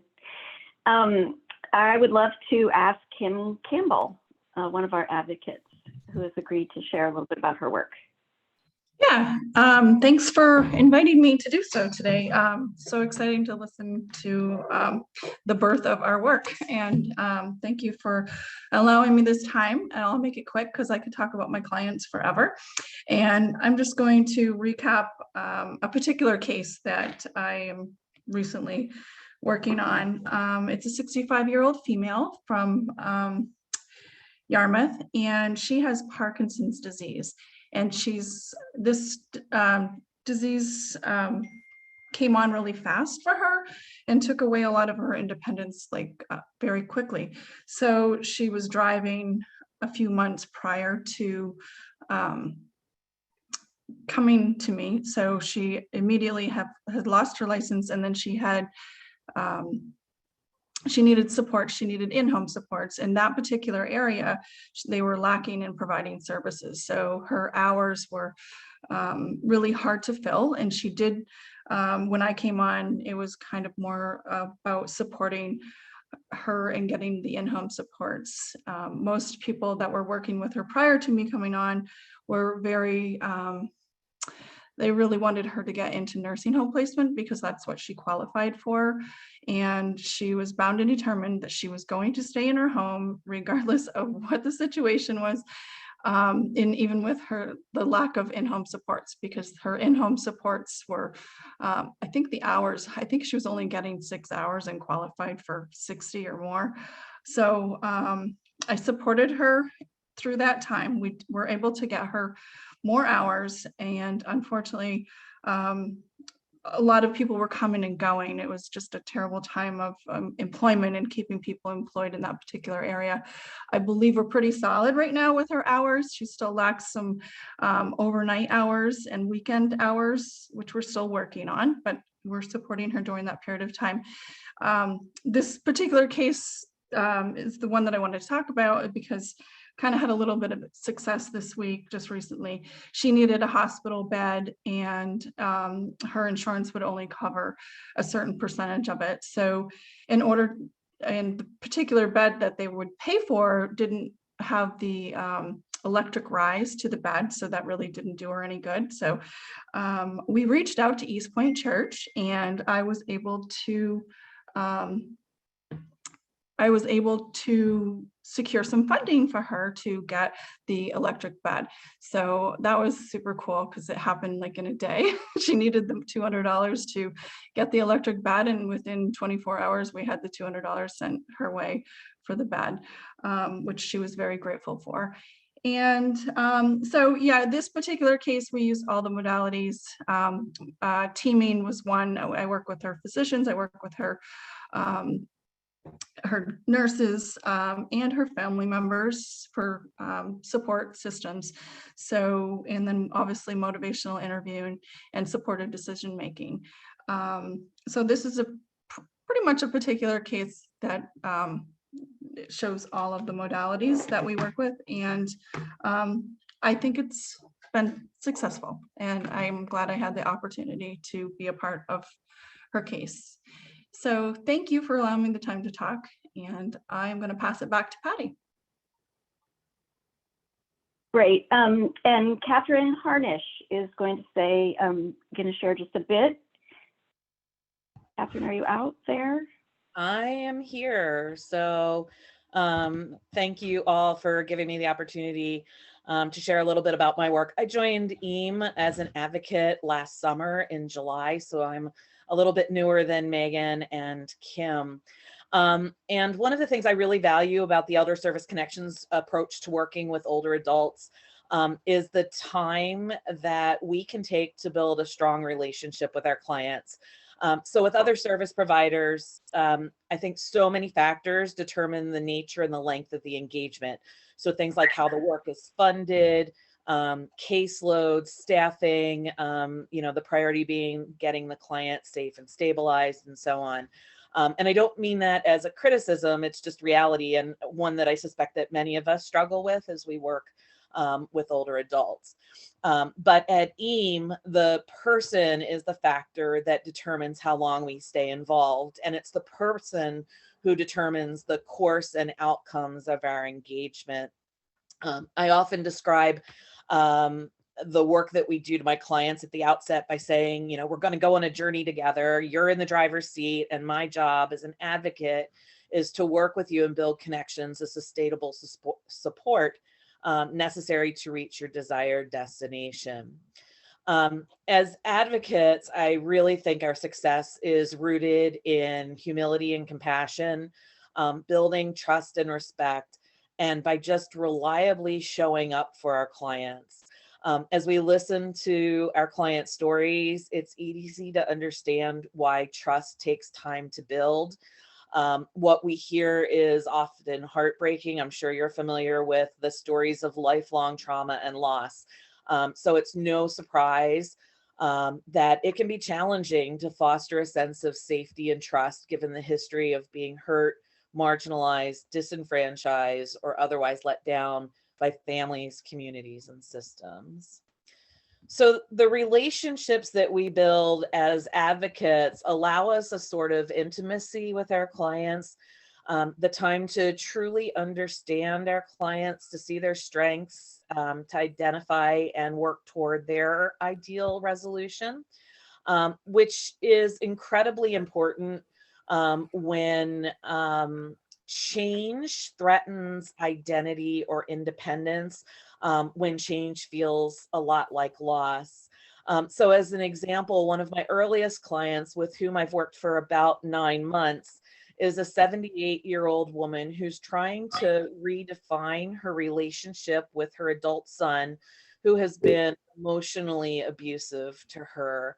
And she's really conflicted by her role as a mother who loves her son and wants the best for him, the exasperation of her 3 other children who see the pain that he's causing her, the involvement of a 3-year-old grandson, and her own need to feel safe and at peace.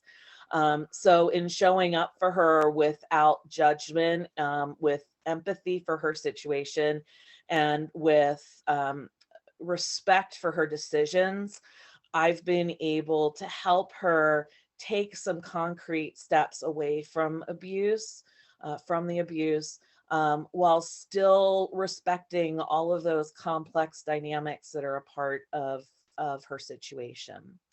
So with that, I'll pass things back to Patty, and thank you once again. Thank you. Thanks so much. And I know, Erin, I just wanted to, Erin, I'm going to pass it back to you for a second. Thanks, Patty. I think I'll open it up to anyone on the APS team who wants to say a few words about their experience with the project so far.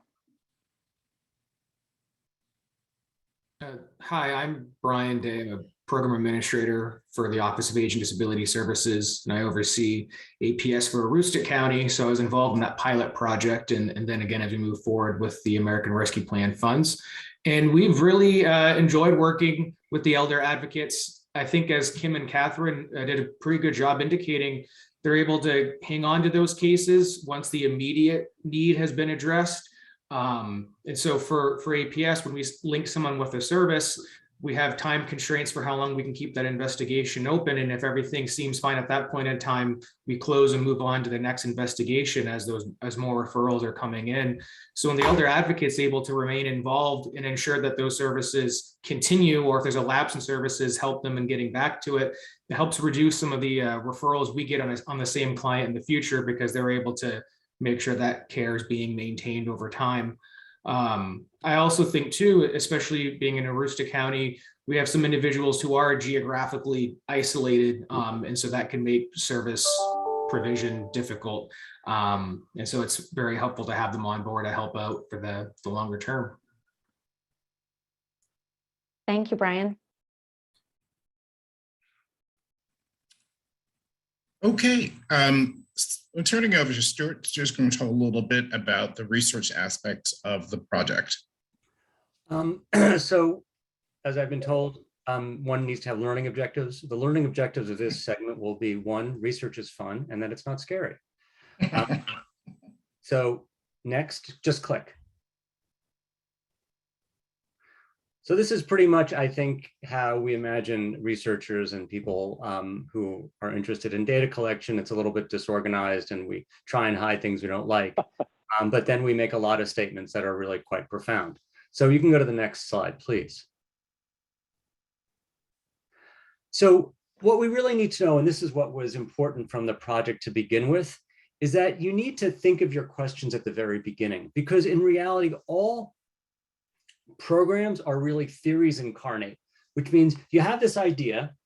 And in this case, it was like, well, we understand the ecological system models of the maltreatment of older adults. We know connection and engagement is important. How do we create something that does that? So by thinking about your idea in your project from the very start, which takes some time and takes a lot of conversation, you're really able to think about how can you not only structure your program, but also embed within it. Obviously, this is a little bit of a plug. Embed within it, in literally as it's baked and made, the thing that will help you understand whether it's working or not. So next part. So how do you make a system that works? And I think Erin and Patty and really sort of alluded to it. There were a lot of conversations and some times when we really were able to meet in person that made a big difference, because everyone comes to the table with a different set of ideas and a different set of assumptions about who is sitting across or next to them. And I think sometimes, and it's really true, people, researchers will often come in and they'll talk about this sort of helicopter research where they'll say, give me your data. And people are like, why? And then we want to answer this question. And people were like, well, we actually know the answer to that question. And then the researcher will be like, no, you don't. So developing a sense of trust, which also comes with a sense of support, is quite important in the process of building programs and finding ways to make sure that they work. So you need respect, Power needs to be shared. Like when somebody says, look, that's not a question we're interested in, you listen to them because they sort of know what they're talking about. And then you also say, but look, this is how we would go about answering the question that you are interested in. Knowledge needs to be shared. You need to go back and forth with the information and what you're understanding. There really needs to be a mutual benefit, right? Both sides need to come away from this process feeling like, oh, this was actually something that helped me and helped my organization and really helped the people who we're trying to help in general. And then reflection, which is the process of just basically thinking about what you're doing, trying to understand, is it really working? And making this process iterative, meaning you don't usually know what the solution is at the very start. You have to really listen actively, which I think goes toward a lot of essentially what you were hearing from the advocates, which is that you need a length of time that you're engaged together as people trying to move in the same direction. Next slide. The key question in any sort of research, and this is sort of a very crucial thing, is what works for whom, under what circumstances, and why. We know shoes work, right? If you're trying to get from point A to point B, having a pair of shoes really helps. But if you're in a rustic and it's snowy and muddy, you might need one thing. If you're in Portland and it's a little bit warmer and slightly hipstery, you might need Birkenstock. So everyone needs something different to get to the place that we're going. The idea of a shoe is valuable, but what shoe works for whose feet and when is really the key question. And this is the question we're always trying to answer, especially when it comes to maltreatment of older adults, because as David sort of Rubik's Cube said, we're not really sure what particular thing is going to work. So we need to be flexible. We need to look at individuals. We need to look at programs, and we need to understand what works in one place might not work in another place, but theoretically we can make it, we can use the ideas and transform them into things that will work for other people. So that's really the, if you have to think about one question, if you're ever sort of asked, what are we doing this? It's really what works for whom, under what circumstances, and why. That's the sentence. Next. Oop, David. Oh, next. Get rid of that. I thought we got, oh, Jeff, you didn't get rid of that one. So basically, we're doing this because we're spending money that we really need to know, is it, well, you can go backwards. Is it really useful to spend, right? We're using our time, right? We're spending a lot of time on this. We don't have a lot of time left. And that's also important. And in the end, we just want to help people. So knowing what works really is the key question, because it's a matter of time. It's a matter of everyone's effort. And also it's the time the older adult is involved. Like, do you really want to have an older adult doing something that's not going to help them? Probably not.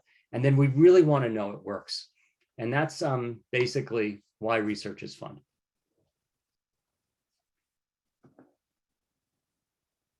Yes, time, money, time, and helping lives.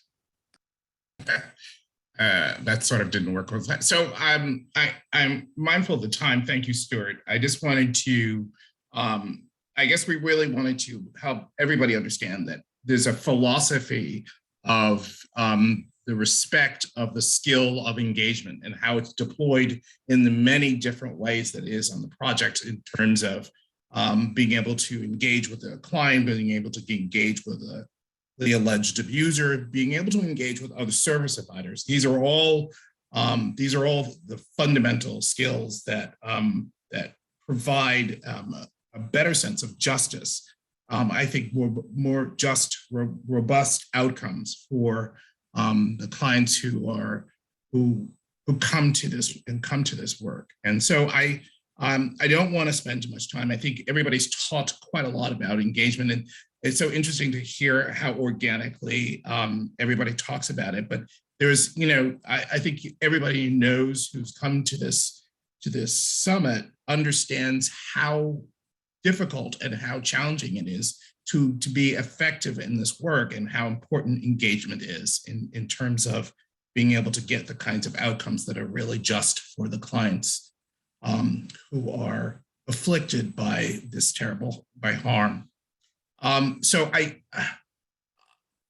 don't want to talk too much about it, because I think I want to really hear from everybody else and give people opportunities to ask questions. So I throw open the mic, so to speak. We have a question in the chat box. It says, from a state policy perspective, this seems very close to the targeted case management services available to children and adults with intellectual and development disabilities, autism, but that are not available to older main care members without those diagnoses. Could coverage of TCM for older adults achieve similar results on wider scale than those who have to enter the system through APS after abuse has occurred?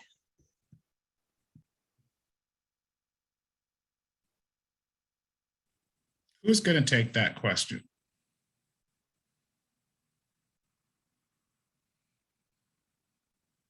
Erin, maybe can you start us off? Sure.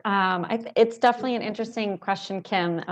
Thank you for asking that. I think for me, it's a interesting and very complex question in some ways. I think what we're seeing here with the direct pipeline from the APS involvement is something that's very responsive to concerns of abuse, neglect, and exploitation. And that is not so much the focus of the targeted case management services. So even if there is some overlap, I think the recognition of the fact that someone is at risk of abuse, neglect, exploitation, or experiencing one of those maltreatments and was screened in for APS involvement is a group that we want to be closely working with for purposes of having a strong impact. Anybody else want to weigh in on that? I could say a couple words, Jeff. I think that there is a distinction between the work that advocates do and I don't know a ton about like the exact role of case management, but the RISE model and the advocates were really intended to be sort of fully engaged in the change process. Sort of, again, using these core components, kind of engaging in sort of intentional, kind of almost therapeutic, but change, case change, not just management, but actual, sort of change as well. So I think that's to me a distinction that is really important. Yeah. Thank you. Can I just follow up? I don't want to take anything away from this work and the responding to the cases of elder abuse. I guess I'm thinking more in terms of prevention and the conversation that we were having earlier. And we have older adults who don't have access to these pretty specialized services of connection that could reduce that social isolation, keep people connected into their communities, which are theoretically protective against elder abuse, and might prevent things from getting to that level in the first place. But thank you so much for your presentation. It's great work. Thank you. So there's a question about in the chat about, is there any information about recidivism? Do we have any data about recidivism in context of RISE? I should have added that. It was actually the reduction in repeat reports. Oh, a reduction in repeat report. No, in other words, recidivism sounds like the abuser is continuing to abuse. I just mean like. No, Erin, yeah. Erin no, I understood, Gary. I think they understand it too, yeah. But thank you for that clarification anyways. Not yet. And there we go. It's in the process. Well, for a couple of reasons. One, I mean, it was a pilot study, so understanding in terms of smaller numbers, right? So that's harder to make a clear judgment or a statistically significant judgment on. That's one. Number two, we need to actually wait for more time, right? So repeat reports aren't necessarily, they may occur in a very short period of time, but they also may occur, say 9 months, a year later. And so we are in the process of trying to understand all those. It's obviously a little bit mitigated by COVID and ability to do reports, et cetera. So that's something in progress. So I would just say patience and more work, and we'll also know a little bit more. Like the other exciting thing is now that this is a more of a statewide intervention, it gives us a chance to look at this over time with a larger group of individuals who are at risk.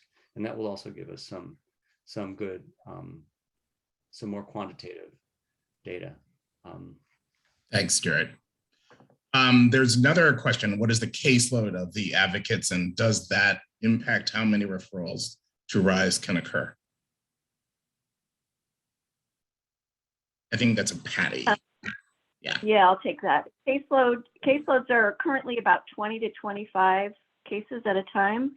And it does, yes, we do, it does impact how many referrals made to the program. And we're currently evaluating capacity need. Okay, that's what. Right.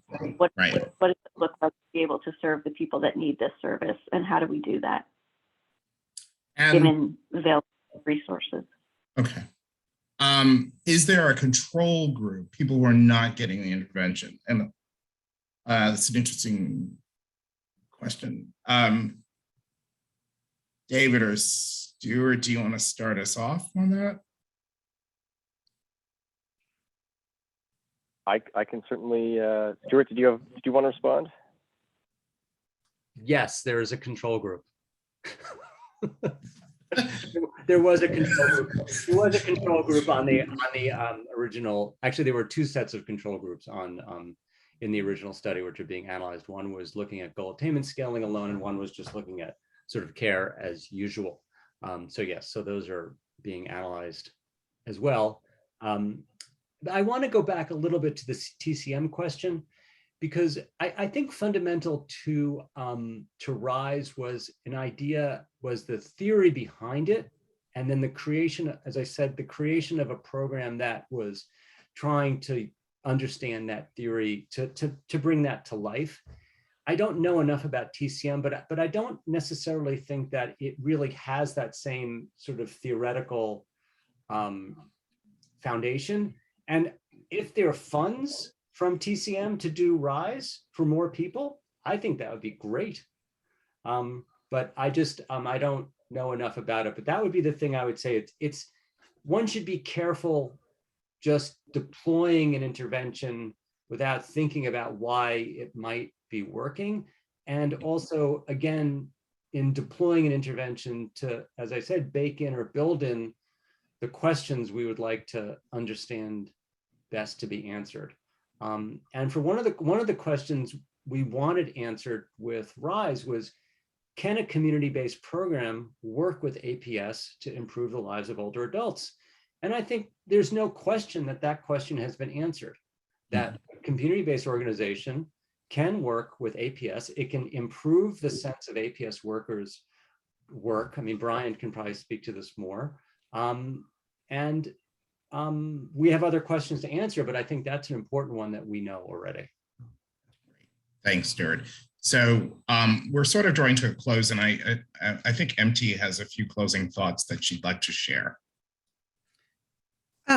So first, thank you for having us. I'd like to echo something that Patty said. I've done a lot of work at the 30,000 foot level, working on the Elder Justice Roadmap, and congrats to Maine for producing the Maine Roadmap. I think that's really exciting. And working on the Elder Justice Act. And there's a constant frustration because again and again, people said, we don't have intervention data. We don't know what works, but we have these hints about connection and about relationship and all of that. And yet we weren't doing it in the field in any sort of consistent way where we were collecting data.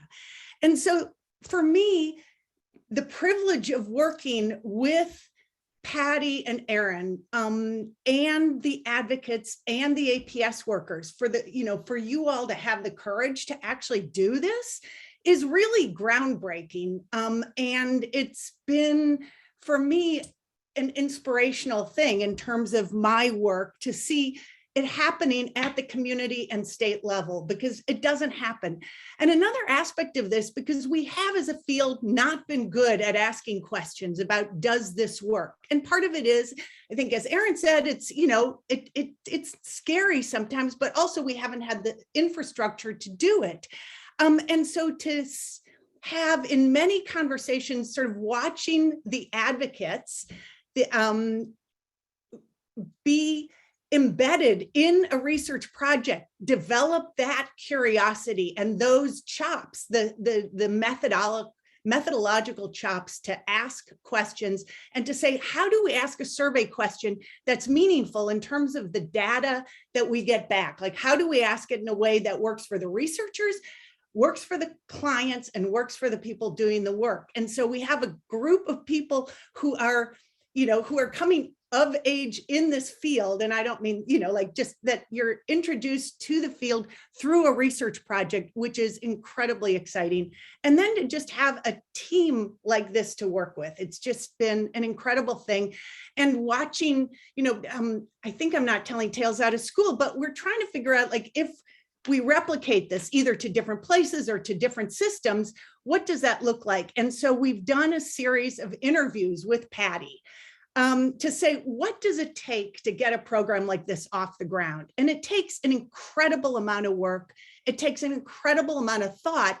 And I mean, I understand more about why I understood it intuitively before, and now I understand it more in a way that we can quantify about why Patty is such an inspirational leader, because she gets all the different pieces and can put them together. And that's been a really, really exciting part of this work too. So I'm grateful to you all for having the interest in this project and for hosting it as a state and for letting us share this work with you.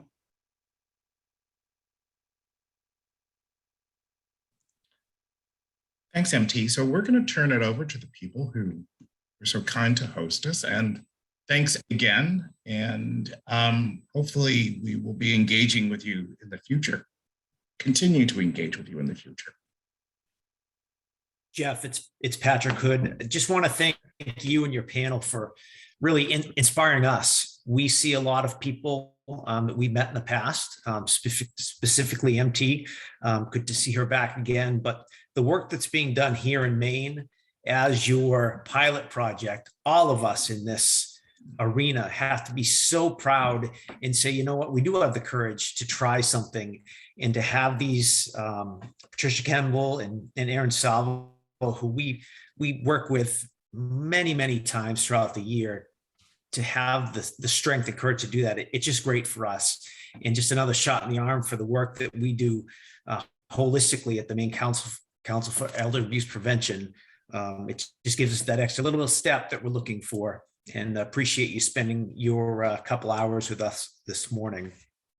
It is Jill Randall, who really has reached out and connected with all of you. And she, as my co-chair, is very familiar with this field and knows the people, knows the skills that need to come here to Maine, and just highlight for all of us in the background. And today it was 185 of us, roughly, that came to listen to this story. So that's impressive to reach that number of people, to bring that back out to their communities. So again, thank you for bringing that to us.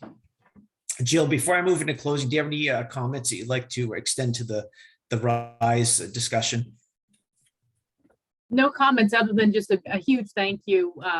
It's exciting to see this really groundbreaking work happening right in Maine. I mean, I think often we have a sense that the exciting work is happening somewhere else. And then to hear all of you experts, describe the work that's happening right here in our backyard, it's just really exciting. And I just really appreciate your time in sharing all of this with us. Thank you. Thanks, Jill. So officially, again, on behalf of all of us at the Maine Council for Elder Abuse Prevention, thank you to all of our speakers who have spent your valuable time with us, giving us more that we can have in our backpacks, our training, education, and experience that we will carry out in a variety of ways through all of our disciplines throughout the state of Maine until the next time we come together and again add to that. So again, we appreciate all that you've brought to us today. Thank you. Thanks for having us. Thanks. Take care. Bye-bye. Thanks, everyone. So as we close formally, we do need to go through just a couple of things. We've taken care of our thank yous, but I need to select 2 more people for door prizes. And for that, we'll reach out to our Google expert. So I'll take 2 numbers, please. All right, we have number 73. And number 73 today with us is Crystal Fitz from DHHS and ODES. Crystal, you still with us?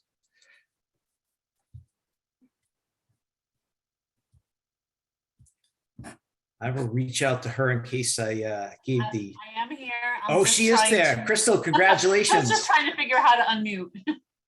So if you could reach out to Vanessa, and one more, please. Number 26. 26. Andrew Booth, my counterpart from the Bath Police Department. You still on, sir?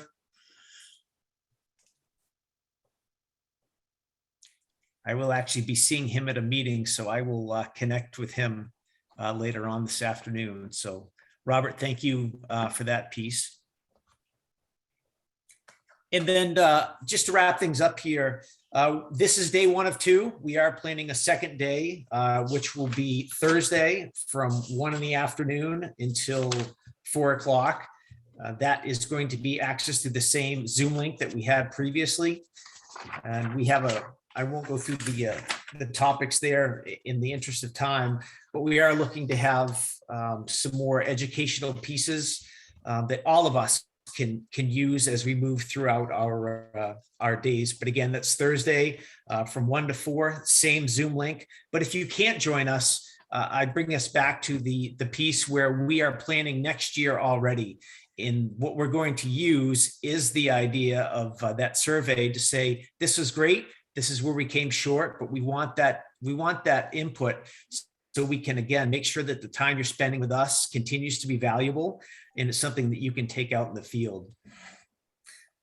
We will be sending certificates of attendance through email as well, if that's something that will benefit you in your professional field for credits. We've already talked about the CLE credits. And then the last thing I'll touch on for those of you who may not be able to join us on Thursday is June 15th is World Elder Abuse Awareness Day. Our website does hold a plan that we've outlined with some updated slides that we would encourage you to share. But again, that is on the Maine Council for Elder Abuse Prevention webpage under the World Elder Abuse Awareness Day. So please, when you find time, take a look at that, see how that plan, you can implement it in your world to help us spread the word of this important topic. So final comment is this: thank you. We hope this was valuable. I do sincerely appreciate the work that each of you do in your field to make a difference for our seniors. We've heard today, Maine is on the cutting edge, and that's what I'll really leave you with today. Everyone's work makes that important.